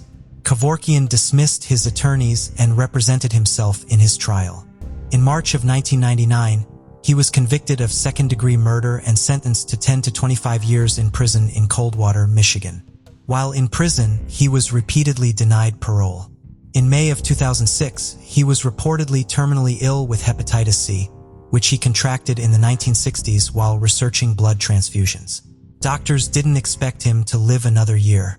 On June 1, 2007, he was released on parole for good behavior under the condition that he didn't offer advice on, be present at, or participate in any assisted suicides.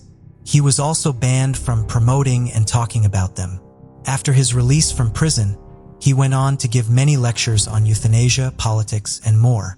In 2010, a movie based on his life called You Don't Know Jack was released, where Al Pacino plays Kevorkian. Outside of his doctoral work, Kevorkian was also a jazz musician and composer. He released a limited CD release called The Kevorkian Suite, A Very Still Life, which featured him playing the organ and flute alongside a quintet.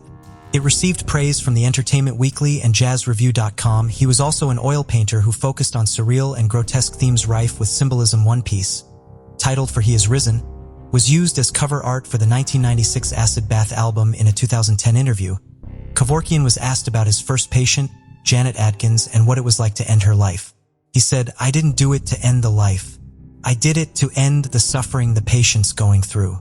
What's a doctor supposed to do? Turn his back?" Kevorkian dealt with kidney issues for most of his life and was eventually diagnosed with liver cancer, which his close friend said may have been from hepatitis C. In May of 2011, he was hospitalized, and on June 3, 2011, he died from thrombosis. His tombstone reads, "He sacrificed himself for everyone's rights." Lolita is a town nestled in the heart of Northern California's Humboldt County. With a population of just over 800, Lolita is surrounded by beautiful forests and rolling hills, providing a picturesque backdrop for outdoor activities such as hiking, fishing, and camping. It was in this tranquil paradise that a gruesome discovery was made in 1998. On March 27, 1998, a Lolita resident and his father embarked on a boat ride along the Eel River in search of driftwood. As they navigated through the twists and turns of the river, something odd caught their eye. At first, they thought was just another piece of wood tangled in the branches of a nearby tree. But as they drew closer, they noticed that what they were seeing looked like human body remains.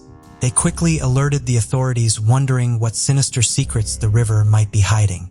This fateful day would soon become etched into Lolita's history, leaving its inhabitants in shock and disbelief. The sheriff's deputies didn't waste any time. They raced to the Eel River via jet boat, not knowing what horrors awaited them. At the time, they had no idea that this was going to be a case that would haunt them for a long time to come. After a few nerve-wracking minutes, they finally arrived on the scene where the locals had reported the finding. Their worst fears were confirmed. There, partially clothed in an advanced state of decomposition, was the body of a man. Despite the decay, the deputies could tell that he was a white male adult, but beyond that they had no idea who he was or how he had ended up in the river. The sheriff's deputies couldn't believe what they were seeing, and their emotions were hard to contain. They immediately took the body out of the water and carefully searched the clothing, looking for any shred of evidence that could help identify the deceased, but their efforts were fruitless. There was no form of identification, no belongings, and nothing that could help them piece together the victim's identity. Following this, the body was removed from the area and transported to the coroner's office for further examination. The findings from the autopsy that was conducted were disheartening, but it gave detectives a starting point. The coroner's report revealed that the man had possibly drowned and that he had been in the water for a month before his recovery. Detectives felt a sense of urgency as they tried to piece together the mystery surrounding the man they had found in the river. They knew that they had to find out who he was before they could unravel the events leading up to his death. They were certain that someone out there was missing a loved one, and they were determined to find out who this man had been. The detectives worked tirelessly and released a description of the man to the public, hoping to spark someone's memory of a missing person report. Days turned into weeks, but despite their best efforts, they came up empty-handed. The case was proving to be a tough nut to crack, but the detectives refused to give up hope. They knew that one piece of information could be the key to unlocking the mystery, and they were willing to pursue every lead until they found the truth. A glimmer of hope appeared when the California Department of Justice recovered a single latent fingerprint from the body. This was then sent to the automated latent print system for analysis. The detectives held their breath, hoping for a breakthrough. But when the results came back negative, their hopes were dashed once again. Undeterred by this setback, the detectives obtained the man's DNA profile, which they entered into various databases, including the California Missing Persons DNA Database and the National Unidentified Persons DNA Index. They scoured the databases hoping for any sign of a match, but their efforts were once again in vain. With each passing year, the mystery of the man's identity remained unsolved. The detectives assigned to the case refused to give up. They were determined to unravel the truth behind the unknown individual found in the Eel River. After 24 long years towards the end of 2022, a break in the case finally appeared on the horizon. Toward the end of 2022, the sheriff's office partnered with a forensic genealogy company called Othram, which is based in Texas. The partnership aimed to use advanced forensic DNA testing to finally give the unknown man his identity. A sample of the man's DNA was sent to the lab where a team of experts began analyzing it with great care and attention to detail. They used forensic-grade genome sequencing, an advanced technique that enabled them to build a complete DNA profile of the man. With the profile in hand, their genealogy team then applied forensic genetic genealogy to produce investigative leads. This innovative approach combined DNA testing with traditional genealogical methods to create family history profiles. By studying the genetic makeup of individuals and their families, researchers could determine whether they were biologically related, and this helped them to ultimately identify the man who had remained a mystery for so long. In mid-February of 2023, after months of anxious waiting, the authorities finally received the much-awaited news from Othram. The report from the lab revealed that there was a high probability that the man who had remained unidentified for decades was none other than Jeffrey Todd Saito, born in 1963. But that was just the tip of the iceberg. The report also revealed that the man had several living relatives, including a possible sister named Cheryl, who was residing in Missouri. Detectives decided to leave no stone unturned. They knew that they had to be certain, and so they searched their records for fingerprints of Jeffrey and meticulously compared them to the latent print recovered all those years ago. It was a painstaking task, but their diligence paid off. The fingerprints were a match. The detectives finally had definitive proof that the man they had been trying to identify for 25 years was indeed Jeffrey. Following this, they immediately reached out to Jeffrey's sister, Cheryl. She was shocked when she received the call from them. As it turned out, she had been searching for her brother for years, and the news brought her both relief and sadness. Cheryl told the detectives that Jeffrey had cut off contact with the family years ago, and they had not heard from him since the mid-1990s. Despite her attempts to find him over the years, she had no luck locating him. The family had never reported him missing, as they had thought his disappearance was intentional. The revelation by Cheryl about her long-lost brother, Jeffrey, only added to the mystery surrounding his death. There are still a lot of unanswered questions. However, amidst the confusion, the detectives found solace in the fact that they finally succeeded in identifying the man whose true identity had eluded them for so many years. Bellingham is a charming city in the Pacific Northwest region of the United States. It is located in the state of Washington, and it is 18 miles south of the Canadian border. And it is here that our next case begins. Records reveal that Wendy Ogg was born on February 15, 1958. Beyond this detail, much of Wendy's early life is not known. However, what is certain is that in 1978, she was a 29-year-old single mother residing in Bellingham with her daughter Charlena. In addition to being a devoted mother, Wendy Ogg was a student at McDonald's Beauty School in Bellingham. Perhaps Wendy saw her education as a pathway to a brighter future for herself and her daughter. Whatever her motivation, it's clear that she was a woman of determination and resilience. On April 24, 1987, Wendy's daily routine was interrupted as she stepped out of her beauty school in Bellingham and made her way to La Paloma restaurant across the street to get lunch. The city was alive with the promise of spring, and Wendy likely savored the chance to step away from her studies and enjoy a moment of relaxation.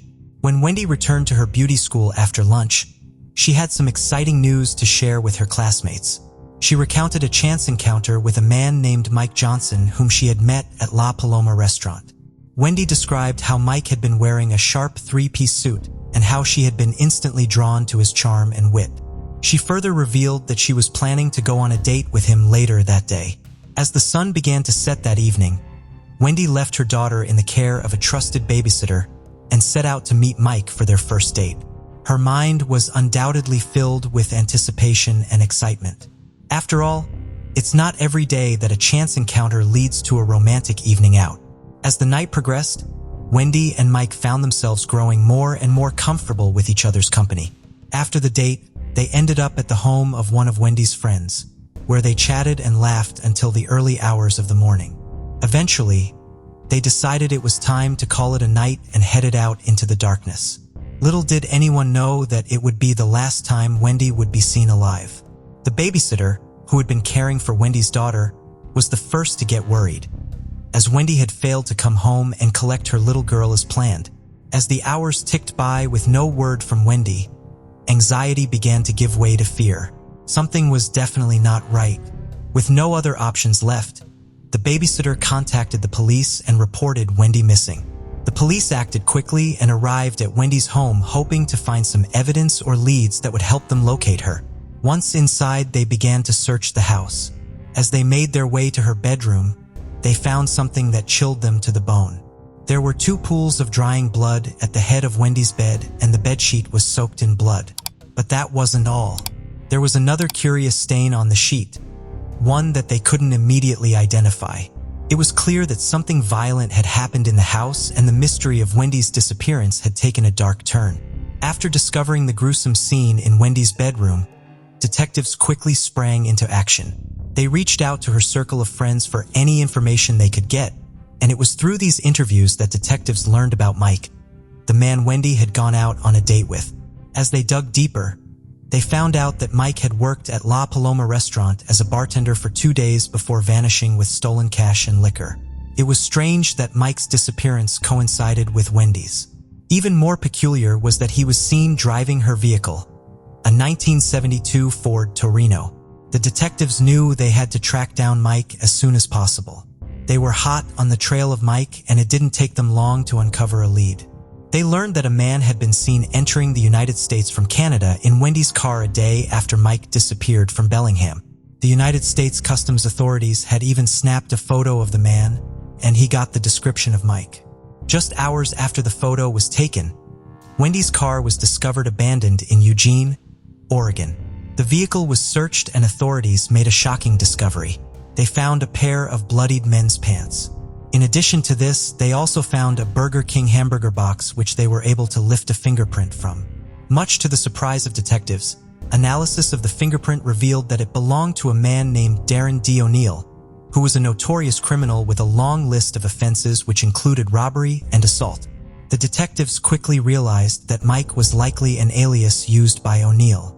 To confirm their suspicions, they obtained the job application that Mike had submitted to La Paloma restaurant and ran it for fingerprints. Their hunch was proven correct when the fingerprints matched O'Neill's, leaving no doubt that he was indeed the man who had gone by the name Mike and was last seen with Wendy. The authorities were determined to find O'Neill, but he seemed to have slipped away without a trace. He was also hard to track down because he was often changing his name and appearance. It wasn't until months later, in September 1987, that detectives finally got their break. O'Neill was apprehended in Florida on a stolen car warrant. Upon his arrest, he was then extradited to Washington State, where he faced charges for his heinous crimes. One of those charges was for the murder of 21-year-old Pierce County woman Robin Smith. Robin had gone missing just 4 weeks before Wendy, and her body was found in May of 1987. Despite being questioned about Wendy's whereabouts, O'Neill refused to give any information. 2 years later, in 1989, he pleaded guilty to Robin's murder and was sentenced to life in prison. But that wasn't all. O'Neill was also convicted of second-degree auto theft for stealing Wendy's car, providing a small measure of closure for her family and friends. The horrors of O'Neill continued to come to light as another victim's story emerged. In August 1990, he was convicted for the crime of kidnapping and committing unspeakable atrocities to a 14-year-old Portland girl back in 1987. The jury's verdict was swift and decisive, and O'Neill was sentenced to 135 years in prison for this case alone. O'Neill's incarceration no doubt brought some measure of justice. However, his silence around Wendy's disappearance was deafening. No one knew if she was still alive, and if not, where her body could be found. Despite efforts by the authorities and Wendy's family and friends, the mystery surrounding her disappearance remained unsolved. It was as if she had vanished into thin air, and the community could only wonder and speculate about what could have happened to her. As the years went by, the hope of finding Wendy alive dwindled, and the search for her body became the only thing left. The Bellingham Police Department had long given up hope of solving Wendy's mysterious disappearance in 1987. But in 2015, they received a startling report from the Washington State Patrol Crime Laboratory about evidence found at Wendy's home that could potentially crack the case wide open. Detectives had seen a suspicious stain on Wendy's bedsheet all those years ago, but it wasn't until now that it was confirmed to be a semen stain. The DNA extracted from stain was used to create a profile, and the results were final. The profile matched none other than O'Neill, the man already serving a life sentence for other crimes. It seemed that after all these years, justice might finally be served for Wendy. In November 2020, the Washington State Patrol Crime Laboratory once again informed detectives about another development. It was about the pair of men's pants that had been found in Wendy's car after it was abandoned by O'Neill. What was discovered was that the blood found on the pair of pants belonged to none other than Wendy herself. As the pieces of the puzzle began to fit together, it became undeniable that O'Neill had a hand in Wendy's disappearance and likely death. Finally, in October 2022, the authorities made their move. They charged him with the second-degree murder of Wendy and set his bail at an astonishing $10 million. On March 1, 2023, O'Neill was extradited to Washington from Oregon, where he was serving a 135-year prison term. On March 10, 2023, he appeared before the Whatcom County Superior Court. Despite the overwhelming evidence against him, he pleaded not guilty, leaving the courtroom in stunned silence. O'Neill's public defense attorney, Stark Follis, also argued that the long gap between the alleged murder and the charges being laid should be taken into consideration. Additionally, Follis questioned why O'Neill was not charged with Ogg's murder back in 1987, when he was charged with stealing her car. At the moment, O'Neill's next appearance is scheduled for April 5, 2023, leaving many to wonder what the future holds for the case. Specialist Enrique Roman Martinez was a paratrooper and human resource specialist assigned to the 82nd Airborne Division at Fort Bragg in North Carolina in May of 2020. The 21-year-old was from Chino, California, and had two older sisters. His mother, Maria, raised her 3 children largely on her own and worked 2 jobs to support them. Enrique had joined the Army at the age of 17 despite concerns held by his family. He was aware of the potential risks, but hoped that his time serving his country would instill discipline and responsibility in him, as well as provide him with the means to eventually attend college. He had a difficult time following his father's deportation when Enrique was just 11 years old, and eventually, his grades started to suffer. Enrique believed that the character development and college Army his service, including the Army Good Conduct Medal and the National Defense Service Medal. Enrique had been a shy child who became more social as he grew up, but he was still somewhat of an introvert. It took some time for him to open up to others, but he was quick to cheer up anyone who was feeling down. He was somewhat of a homebody, liking to stay home and play video games. As a result of his sweet and caring nature, he did not like confrontation. For Memorial Day weekend of 2020, Enrique went camping with 7 other soldiers, 6 men and 1 woman, on South Corbanks, a small island off the coast of North Carolina that is a part of the Cape Lookout National Seashore. He was last seen alive at their campsite near mile marker 46 just before midnight on Friday. At 7 p.m. the following day, 19 hours after Enrique was last seen, one of the other soldiers he had been camping with called 911 to report him missing. The other campers claimed that Enrique had walked away from their campsite just before midnight wearing nothing but a pair of blue shorts. Enrique's phone, wallet, eyeglasses, and other belongings were all found at the campsite. The soldier who called 911 told the dispatcher that they had gone to bed at 12:03 a.m. Saturday morning and that Enrique was still gone when they woke up. "And when was the last time you saw him?" "So we all went to bed at 12:03, and that is the last time he saw him." The caller also told the dispatcher that the group had spent all day looking for Enrique and trying to find park rangers to ask for help without success. "When we woke up, he was not here. We've been looking for him all day. We were trying to find the park ranger or their offices or anything." However, there was a problem with this assertion. Between 1 and 2 p.m., the group had been approached by 2 park rangers who asked them to move their vehicles, which were illegally parked too close to the sand dunes. The rangers were clearly rangers, dressed in park ranger uniforms and driving marked vehicles. The group agreed to move their cars, but no one in the group informed the park rangers that a member of their party was missing. The caller also claimed that he had reason to believe that Enrique had harmed himself. "We might be afraid that he might have hurt himself, or we're really not sure. He wasn't diagnosed, but he did have suicidal tendencies." Enrique's family vehemently denied this claim. Enrique's sister, Griselda, has said that the tone of her conversations with her brother had changed over the previous year, but this change was because Enrique was focused on his future plans with his family, not because he no longer wanted to have a future. Enrique had been unhappy living in North Carolina because he was anxious to return home to his family and begin the next chapter of his life. He was less than a year away from completing his service with the Army. He was scheduled to receive a medical discharge because he suffered from chronic compartment syndrome in his legs, a condition which limited his ability to run for long distances. He had the option of undergoing surgery to try to correct the problem, but the success of such a surgery was not guaranteed. Enrique planned to instead take the medical discharge and move back to California to be with his family and use his military benefits to enroll in college, where he wanted to study pharmacology and psychology.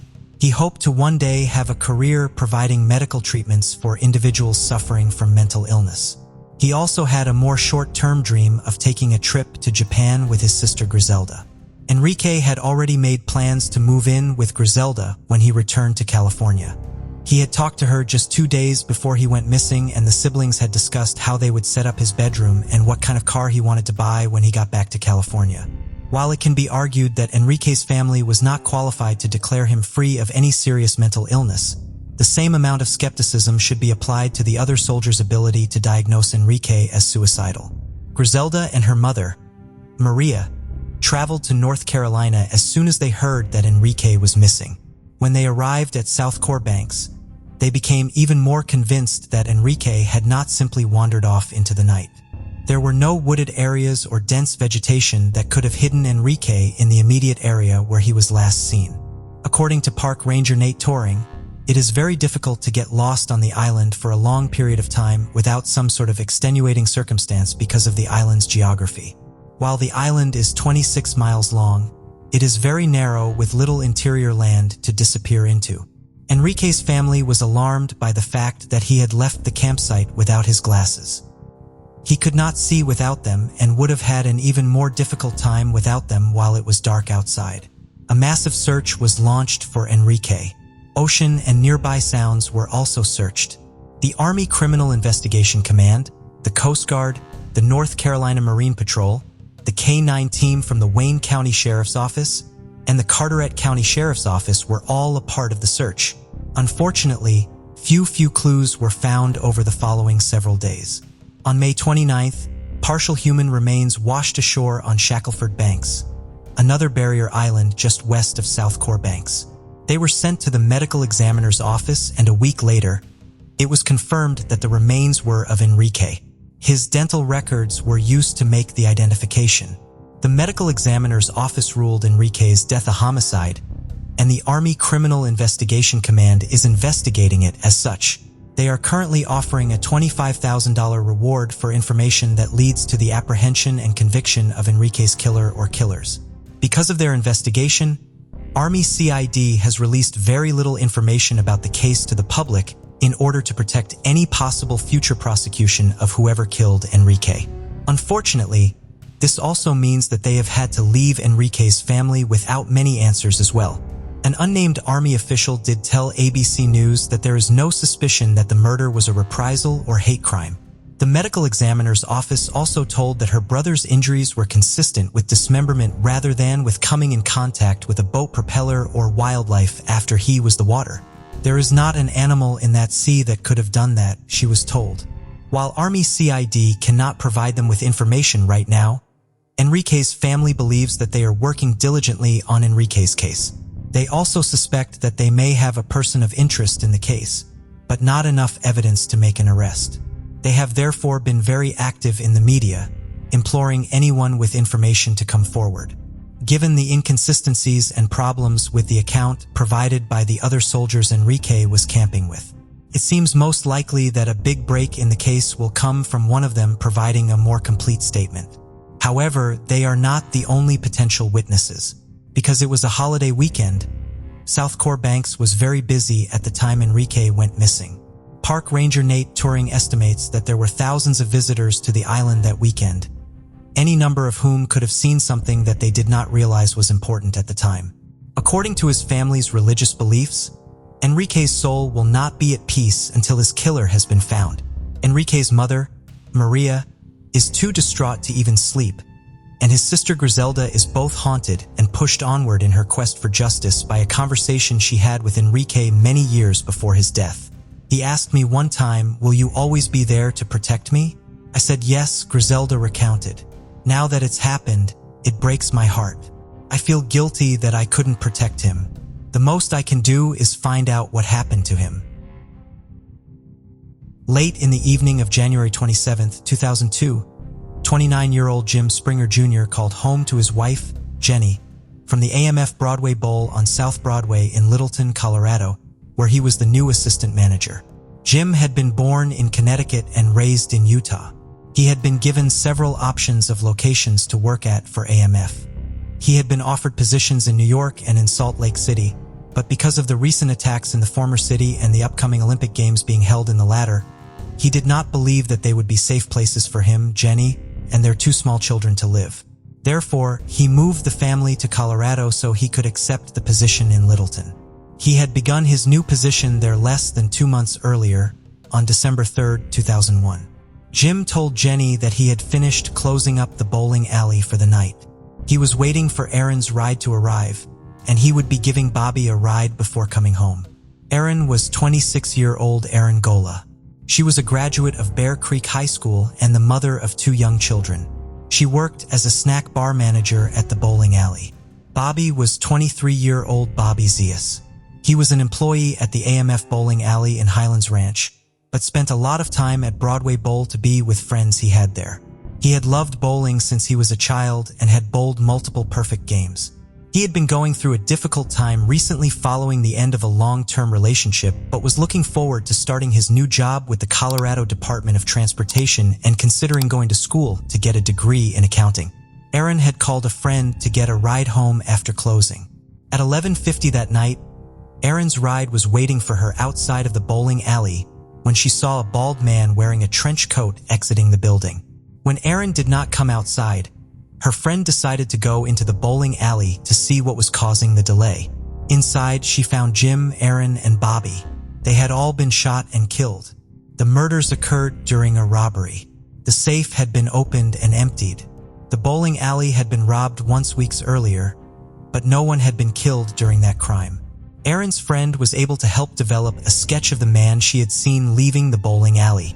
The sketch was distributed, but no one came identifying the man in the sketch. Several months after the murders, Erin's name came up in relation to different crimes. She was found to have connections to a methamphetamine ring that was the subject of a grand jury investigation. Her exact connection to the individuals involved was never fully established because she could not be interviewed as a part of the investigation. These connections could, of course, be purely despite ongoing media attention. Despite ongoing media attention. In 2015, Jim, Erin, and Bobby were each individually featured in a set of playing cards distributed in Colorado prisons by the Colorado Bureau of Investigation. Each card in the deck's the victim of a cold case along with information about their case. The playing card program was started in hopes that the cases would reach inmates who may have knowledge of who committed the crimes and be willing to cooperate. Metro Denver Crime Stoppers is offering a reward of up to $2,000 in the case, which remains unsolved. Galen Rose was the proud mother of 4 daughters: Kiana Davis, 11, Kiara Phillips, 9, Carrie L. McDonald, 7, and Keeney Welsh, 5. The family lived in the small town of Flora, Indiana. Galen had relocated the family to Flora from Missouri after her father, Tracy, moved there for work. They lived with Tracy for several months while they got settled and then moved into an apartment a few blocks away on East Columbia Street. The apartment was in a house that had been converted into 2 separate units. Kiana loved adventure, and Cariel was feisty and loved to make others smile. Kiani and Kiera were both a little more quiet. All 4 of the sisters were members of the Lafayette Diamonds cheerleading squad. They spent November 19, 2016 in South Bend, Indiana for a cheer competition, and the following day, Kiana, who had hopes of one day being a star player in high school, had a basketball game. In the early morning hours of that Monday, November 21, 2016, a fire broke out in the family's apartment. The unit had no working smoke detectors to alert them of the danger, but Galen was awoken by the smoke. She fought desperately to get into her daughter's bedrooms but was pushed back by thick black smoke. Injured, she went outside to try to find another way to get to the girls, who were trapped in their rooms by flames and screaming for help. Upon his arrival at the scene, Carroll County Sheriff's Deputy Drew Yoder entered the burning structure to try to save the girls. Because Flora was such a small community, he was familiar with the family. He knew Galen from the gas station where she worked. She would always smile, ask about his day, and tell him to be safe as he left. He often saw the girls outside their home rescue the girls. Deputy Yoder was seriously injured. Rescue the girls. Deputy Yoder was seriously injured. He was pulled from the building by Florida police officer Josh Dissinger, who was also injured in the process. Galen was outside screaming for her girls, unable to find a way to help them. For a while, the girls could be heard screaming back to her, but eventually all 4 girls stopped screaming. All 4 of the sisters died of asphyxiation due to smoke inhalation. Galen was airlifted to a hospital in Indianapolis, where she remained for several days receiving treatment for her injuries. Deputy Yoder was taken to a burn unit in Fort Wayne and Officer Dissinger was treated at a hospital in Lafayette. The home was severely damaged by the fire, and officials were initially unable to determine the cause of it. They speculated that it may have been in the Indiana Department of Homeland Security, which has jurisdiction over the Indiana State Fire Marshal, announced that the fire had been set intentionally. The fire was ruled an arson because accelerant was found in several areas inside the home. A 2018 peer review by the Indianapolis Fire also confirmed the determination.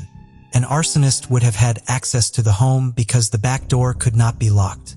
Galen had reported the problem to her landlord 2 weeks before the fire, but it had not been fixed. This was one of many major issues with the residents that were outlined in a lawsuit filed by Galen in 2018 against her landlords and their holding company. The main premise of the suit is that by not installing functioning smoke detectors, as required by Indiana state law, the landlords contributed to the girls' deaths. They did not start the fire, but prevented the girls from waking up in time to escape the burning home before the fire spread, trapping them inside. The lawsuit also alleges that the landlords failed to provide a habitable residence, leaving the back door and several dangerous electrical outlets unrepaired and not completing work on the leaking kitchen ceiling. The lawsuit is ongoing. The arson determination was not without controversy, however. A local private investigator who consulted on the fire disagreed with the findings, and state arson investigator Dennis Randall, who had been working on the case, subsequently resigned in June of 2017.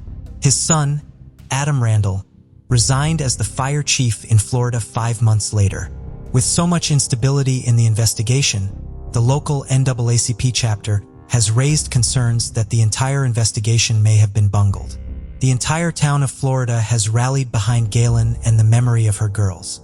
Every church in the greater Florida area, as well as several local businesses, contributed to supporting Galen with meals and other material concerns after the fire. 2 local funeral homes joined together to provide a memorial service for the girls. The small community has raised more than $21,000 for a reward in the case, in part through creating and selling a cookbook dedicated to the 4 sisters known as Flora's 4 Angels. On the 2nd anniversary of the fire, investigators claimed that they had solid persons of interest in the case, but no arrests have ever been made, and whoever set the fire that took the lives of the 4 sisters has not yet been brought to justice. Galen Rose and her father, Tracy, have since left Flora, moving to California, where Galen is in therapy to try to cope with her unimaginable loss. Thank you for joining us on this journey into the depths of unsolved mysteries. Cold cases not only challenge our understanding of the past, but also ignite our curiosity and determination for answers. Remember to subscribe to stay updated on our latest investigations. And if you have any information regarding the cases we've covered, don't hesitate to reach out. Together, we can shed light on the shadows of the past and bring closure to those who seek it. Until next time, stay vigilant, stay curious, and never stop seeking the truth.